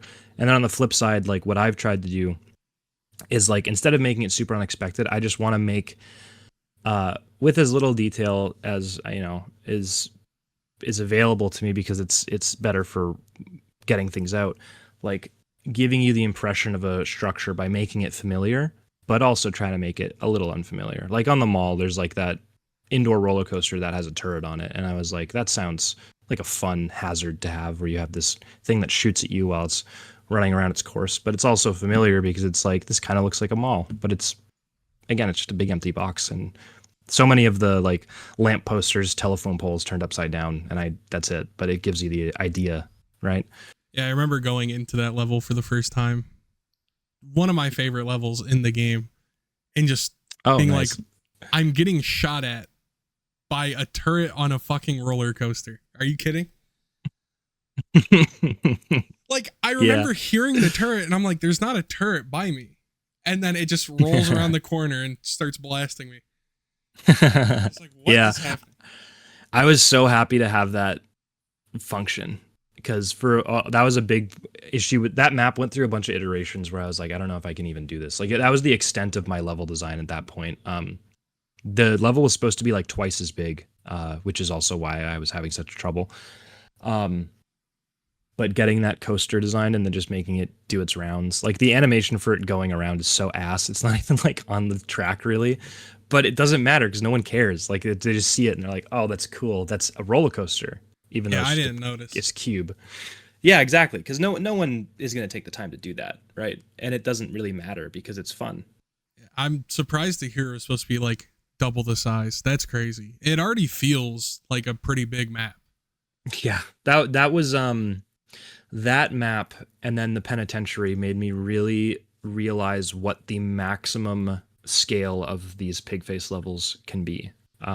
Which is honestly, it's helpful both for this game and then for a potential sequel, because like there's something about games that are gigantic and like the scale is ridiculous and you can like see really far. Like that's wonderful, but in a lot of ways, having like tight open worlds or like vertical slice worlds where there's just a lot of intricate stuff and it's not large, but it has a lot of depth, that is very satisfying for certain games. And I think like for PIGFACE and the design of it, it just makes more sense to have verticality over like a lot of horizontal shit. Like walking really far to reach one end of a map is a lot less satisfying than scaling, you know, a building with 4 floors or something. Like the next levels I'm working on that are for stories are going to be in the town themselves, and there's one, or the city itself, and there's one that is going to take place in like a big office building, and that one's going to be pretty much all vertical. That I'm very excited for that one.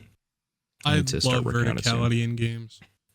Yeah, it's really, it's such a great way to cram a bunch of shit into one area, and then just like, you know, it'll feel like a gauntlet. It's gonna be cool. Ooh, I'm looking forward to it. That in the remix mode, I cannot wait for. Yeah, I'm excited for people to get their hands on it, especially because all the levels are going to have different aesthetics. Like I just worked on the suburbs one today, and the remix version of that is at night during a rainstorm. So it's going to have lots of heavy fog, and it just looks totally different because suburbs before is like wide open and you can see pretty far, and it's like in the day. So, and on the flip side, the train station is going to be the remix version is during the day, so it's no longer at night, and you can see the whole train station and see the cars going by, and it just feels a lot different. Yeah. Is it going to be like, because I remember earlier you were saying how like you press the remix button and then it'll randomize stuff. Is there going to be different sets of like weather and stuff for each level, or is it the remix mode has a different it's just that it's just that the remix mode will have a different vibe specific to that level. So like the basic thing is like if a level's at night, the remix version is going to be during the day. So the farmhouse is during the day and the evening when you remix it. So it's like this wonderful like orange look to it, and it's like very foggy and hazy. And then of course there's like enemies are spawned differently. They use a lot more shotguns. There's tripwire traps set up all in the middle. There's a zip line that goes from the barn all the way to the farmhouse itself. So it's like got different ways to traverse it. And some of the rooms in the farmhouse are locked off, or you can't access them. So you have to like go up on the roof to then get to another area. So it's mainly for people to return to once they're familiar with the level, and then like can just get a fresh way to keep playing the game. And then as you unlock remixes and you'll just unlock the remix mode after you beat the level itself.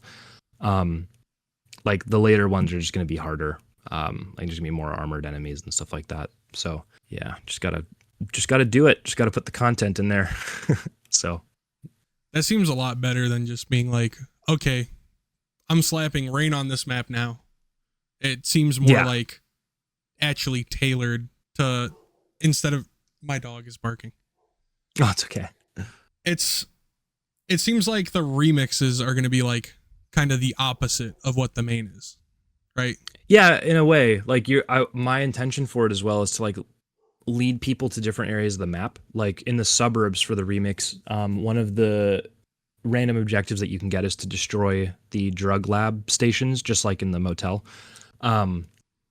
And I've placed all of those in one of the houses, and then it leads underground to the sewers as well. So there's going to be some objectives that are in the sewer. So you'll have to go underneath the map to a place that is pretty much empty otherwise. Yeah, I remember being in the sewers, and I remember it feeling a little empty, I guess, but it is a sewer. Yeah, there's nothing there. You don't expect anyone to do anything. Yeah. It's mostly there if you want to just stealthily go grab one of the objectives, you can just do that, or just escape through the sewers to one side. But there's no like easy way to get back to the van, so inevitably you're still going to fight if you end up going down there. But with the remix mode, I still need to add some more stuff, but hopefully I can put some more shit in there and add like a different patrol route of the gang that goes in there. So it's like there are things that you can do down there. Yeah, that sounds exciting. I'm excited for that. Well, I'm excited for any updates. So, yeah, me too. I'm excited because I want people to be able to see it when it's done, and I also want to be done. I want this game to be done. I'm excited for it to be finished. There will be enough things for people to feel very satisfied with the game being like $12. So even now, I feel like $12 is a steal for what you get. That's been my intention from the beginning, and some people have asked me this before about like whether or not the publisher like influenced that or whatever, but like I from the get-go I've been like, I want this cheap, like as dirt. I want people to buy it and have it be the price of a sandwich, like that, because then people feel like they got a good deal. Yeah, I feel like indie games, a lot of them are like a stupidly good deal for what you're getting. Mm-hmm. I feel like that's a lot of their appeal as well. Like, yeah, in my mind, if I see a game that's $12, there's going to be like 50% more people are going to buy that over a game that's like $20. I don't know. Like, there's something mentally for me. Like, if a game's $5 and it's on my wish list and I see it, I just buy it immediately. I don't even think about it because I'm like, well, why would I not buy that? Like, it's just so cheap. I won't even play it. I own it now. I have it. Like, the cheaper it is, I feel like the more people buy it. So. Oh yeah, it's a harder sell when I feel like once you're getting to like $20 to $25, it's a harder sell for like an indie game because people don't know how long it's gonna be, how much content's in it. Yeah.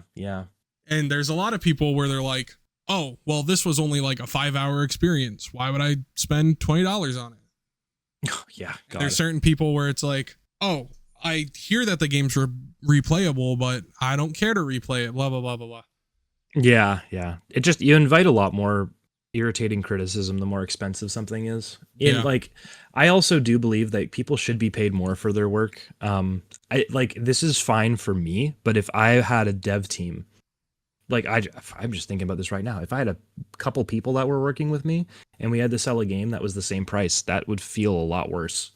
Yeah. So I guess for a solo developed game, this is the perfect price point, I think. I want to check because Dread XP, I remember when they were making the collections at first, and then they started actually publishing games. Yeah. I still cannot get like White Knuckle out of my brain. That game is so stupidly addictive. I suck at it. I tried it a couple times. I'm so ass. You got it. It's a time sink, but once you get good, okay, the audio of the trailer's playing. Fuck off.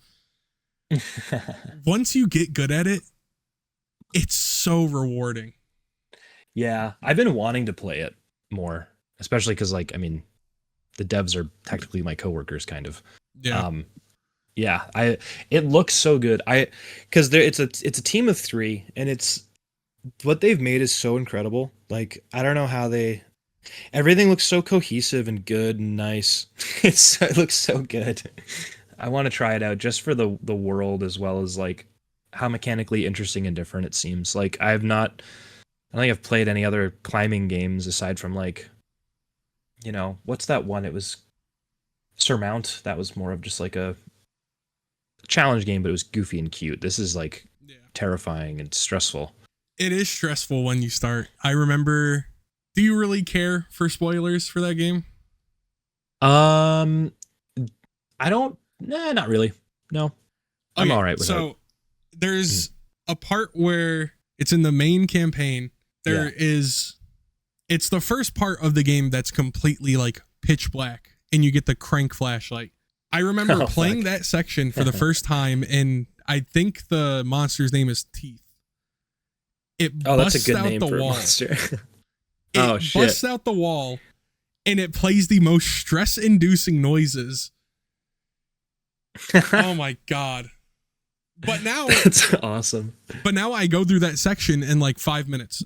Not even. Yeah. It's so just get used to it. Going from not being able to like even beat the campaign to being like, okay, yeah, I could do this super quick. It's so rewarding. Yeah. That it's something that I want to figure out. It's just the controls are so alien to me that I was just really, really struggling. And I don't think I was just into playing that currently. Yeah, it's definitely something you have to be in the mood for. Yeah, I think I'm gonna be playing some different games soon. I've mainly only been playing Overwatch recently, and it's like the worst video game ever. It's so addicting. I feel like I keep seeing on Steam that you're playing Overwatch, and I'm like, is he all right? No, that's me That's me inhaling. That's me relaxing. That's the inhale. It's a weird one because it's like, the thing is, I love TF2 dearly, but I just don't get the same joy out of it as I did when I was a kid. And like, I don't know, it's, you either get like insane pub stomping gods, or you just, you know, kill someone who just booted up their PC for the first time. So it's like this weird mix. And then Overwatch, it's like, it's a tighter experience. It's almost competitive, but it's not. Like if I play just quick play a bunch, it's like, it does work really well as a team game. Like TF2, you don't need team cohesion. It doesn't really matter. It's just a big clusterfuck, which is fun. But like the organized chaos where you're kind of managing things and learning different heroes, it's pretty fun. I haven't lost the fun from it because there's so many heroes to choose from. So everything's new. I've still never touched Overwatch. Don't. It's like it's like the Venom shit in Spider-Man 3. The symbiote. Yeah, the symbiote. It'll take over. Yeah, because you're gonna get a kill and go, huh, that was really satisfying. That was a satisfying noise, and then it's over. Then it's like you just need to hear hit markers all the time. Yeah, it's ridiculous. I'm already addicted to the dopamine of like Tarkov and shit. I don't need another. Yeah, if you're susceptible to that, it'll be this. You can tell because on Overwatch, I think all the reviews are like mostly negative, and all the reviews are like, I hate this game, I love it, and it's a downvote. So yeah, I feel like it's like, I hate this game, stupid piece of shit. The developers, they need to lose their jobs, and then they have like 800 hours. Yeah, exactly. And it's funny because the problem with this game, which is also the best part of it, is that my girlfriend used to play it a lot, so we play it together, and like it's very fun because there's few games that we'll play both of us at the same time. Like, you know, we'll play Minecraft together or whatever, but Overwatch is just like so easy to pick up and jump into, but it makes both of us so mad. So that's the problem. That makes sense. Oh, it's a toxic little game. Competitive games in general, like I could go on for a lot longer about how it's so anti-game, a competitive thing, because it's just the fun is second to competition. Winning. But yeah, and winning, exactly. So, but I just can't with competitive games. It's not for me. Yeah. I used to be really addicted to them. When I was also like circumstance, like I would play CSGO just because my friends all had it, and you know, they would play comp and they would try to carry me to a rank of some kind, and I'm like, I play Little Big Planet. I don't play this. So yeah. Yeah. I remember when I first built my PC, a lot of my friends were playing CS, and I gave it a shot and stuff, but it's just like, dude, I built my PC. I want to go like mod the shit out of like New Vegas. Yeah, exactly. That's what I've been waiting for. Way more fun. Way more fun. I remember years ago when I was playing CSGO a lot, I had a friend who he played Fallout 4 and he played it on easy. And I was like, why? And he was like, it's just a fun power fantasy. And I was like, I don't understand that. And now that I'm older, I'm like, he is the happiest of us all. Yeah. Because maybe that's how you should play games.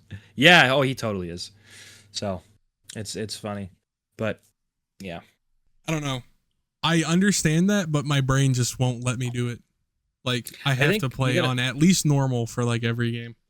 You have to find a happy medium. For me, like, I really enjoyed Fallout 4 on the survival hardcore mode or whatever it was, because it's it sets up very clear limitations where it's like you can only save at beds, and it's like, okay, cool. So now all my choices when I'm like going somewhere that's like deep and far away, like really matter. Like that to me is fun because there's a lot to risk.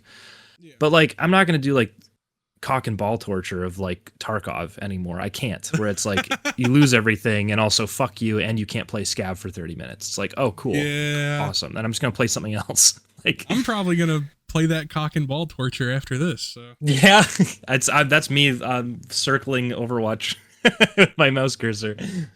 Okay, I do have like half the list of questions left. We can do another one of these if you want later down the line. I think reserving it for later would be good because we could talk probably forever, and I know I could. Honestly, yeah. Yeah. I was like, starting this, I was nervous to get into the call, and then I knew it was just going to end up like this, where we're just yapping together. Yeah, and that's the best part about it. Like, you know, and it'll be good for the next time as well when you bring the questions, because we'll chat for a bit, warm up probably, and then the questions will flow a lot more, which is probably going to be better for you in editing, because I assume you're probably just going to isolate some things and then just put them on screen. Yeah, that'll sound more natural. Alrighty, should we call it here? I think so. I gotta go feed my kitty cat. So yeah, my girlfriend's texting me.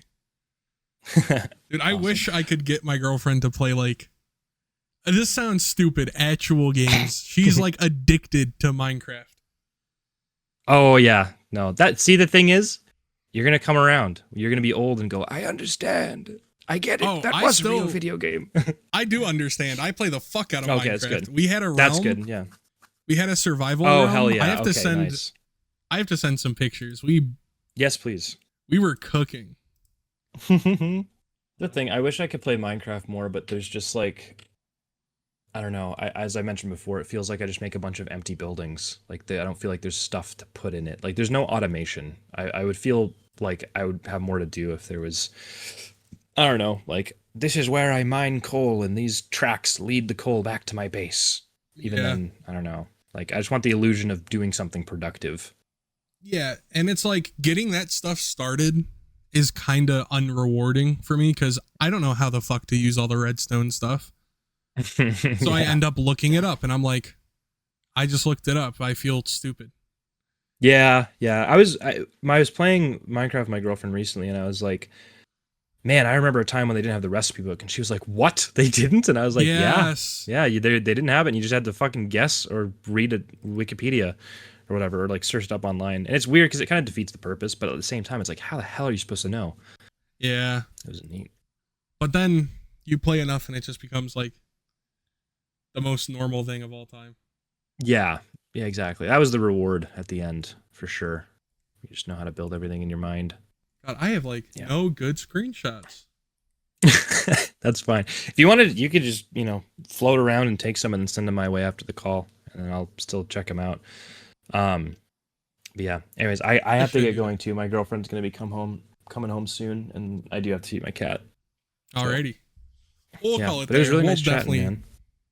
We have to talk again. That was a good chat. Yeah, absolutely, dude. You want to say anything before I stop the recording? What should I say? Nothing. I'm good. That's fair. The game's doing. I don't have to shout it out or anything. I'm fine. I don't know. I'm very zen lately. I'm chill. That's valid. Yeah, I guess thank you for interviewing me. That's cool. Like this is enough, as is just being able to talk with people that are interested about it is awesome. Like I like that, being able to have, like, you made the video about this game and then we've had correspondence since, and like you've interviewed me before. I think we did it just written replies, and then now being able to talk to you is pretty great. Yeah, it is crazy how long it's been, and I'm glad you gave me a chance literally like 2 years ago. I was just a fan of the demo, and I was like, I should make a video. The video was well made, and it was genuine, which is great. It wasn't like, there's so many videos, I think we may have talked about this before too, but like on Itch, people will just do like, hey, I made a video on your game, and it's just like the no commentary, just someone playing it for 10 minutes, and then they publish like 8 videos per day, and it's like some weird hustle. But like whenever someone tries and makes a genuine effort with a video, like I just still search PIGFACE and scroll through YouTube to look for those, and there's lots where people get like 14 views or something, and it's just a genuinely good video. I'll try to leave comments on those. It's just nice. I don't know, I feel like kind of like guilty when I just do like a straight up like, oh, I'm just playing the game and talking. It's not like edited well or anything. It's just a shit post basically. And my most recent video was that, but a lot of the videos that I do that are like that, I kind of look at it as like, it's never just me by myself playing it. It's more like a time capsule with friends. Yeah, and that's its own value. I have like a video or two of me I just recorded myself playing with my friends, and it was just like, I'm just going to have this, and one's public, a couple others are just private, but it's just nice to have it and then just go back and rewatch it and go like, I remember playing Gary's mod. That was fun. Yeah. Like we played one of the worst Black Ops 3 custom zombies maps, and it's got like 80 views. I didn't expect it to do numbers or anything, but it's still just it's so goofy. I was smiling the entire time I was putting the clips on the timeline. It's just a good time. It makes it all worth it. That's the best part. Like I have the same thing with this. I have like an hour long, I still need to edit like an hour of footage, but I have like, it was my girlfriend and I playing Roblox. That's another thing we'll play together is Roblox. And it's so fun. We'll just get super stoned, and then it's like, hey, do you want to do the Judy Hopps Vor Tower map? Yeah, sure. Like, what the fuck is 13 this? Pregnant hyenas? Yeah, it's just like insane bullshit that we'll see. Yes. And then we'll also do like the escape room maps, and those are really fun. But like, I can't believe that platform exists. It's so funny. It's so, but yeah, there's so many odd things. Yeah, just having that is so fun. Well, thank you for giving me your time. Yeah, well, thank you for interviewing me. It's great. Of course. We'll definitely have to talk more. There's a lot of stuff we can talk about, so we'll save it for the next. Mm-hmm. Yeah. All right. I'm going to end the recording right now.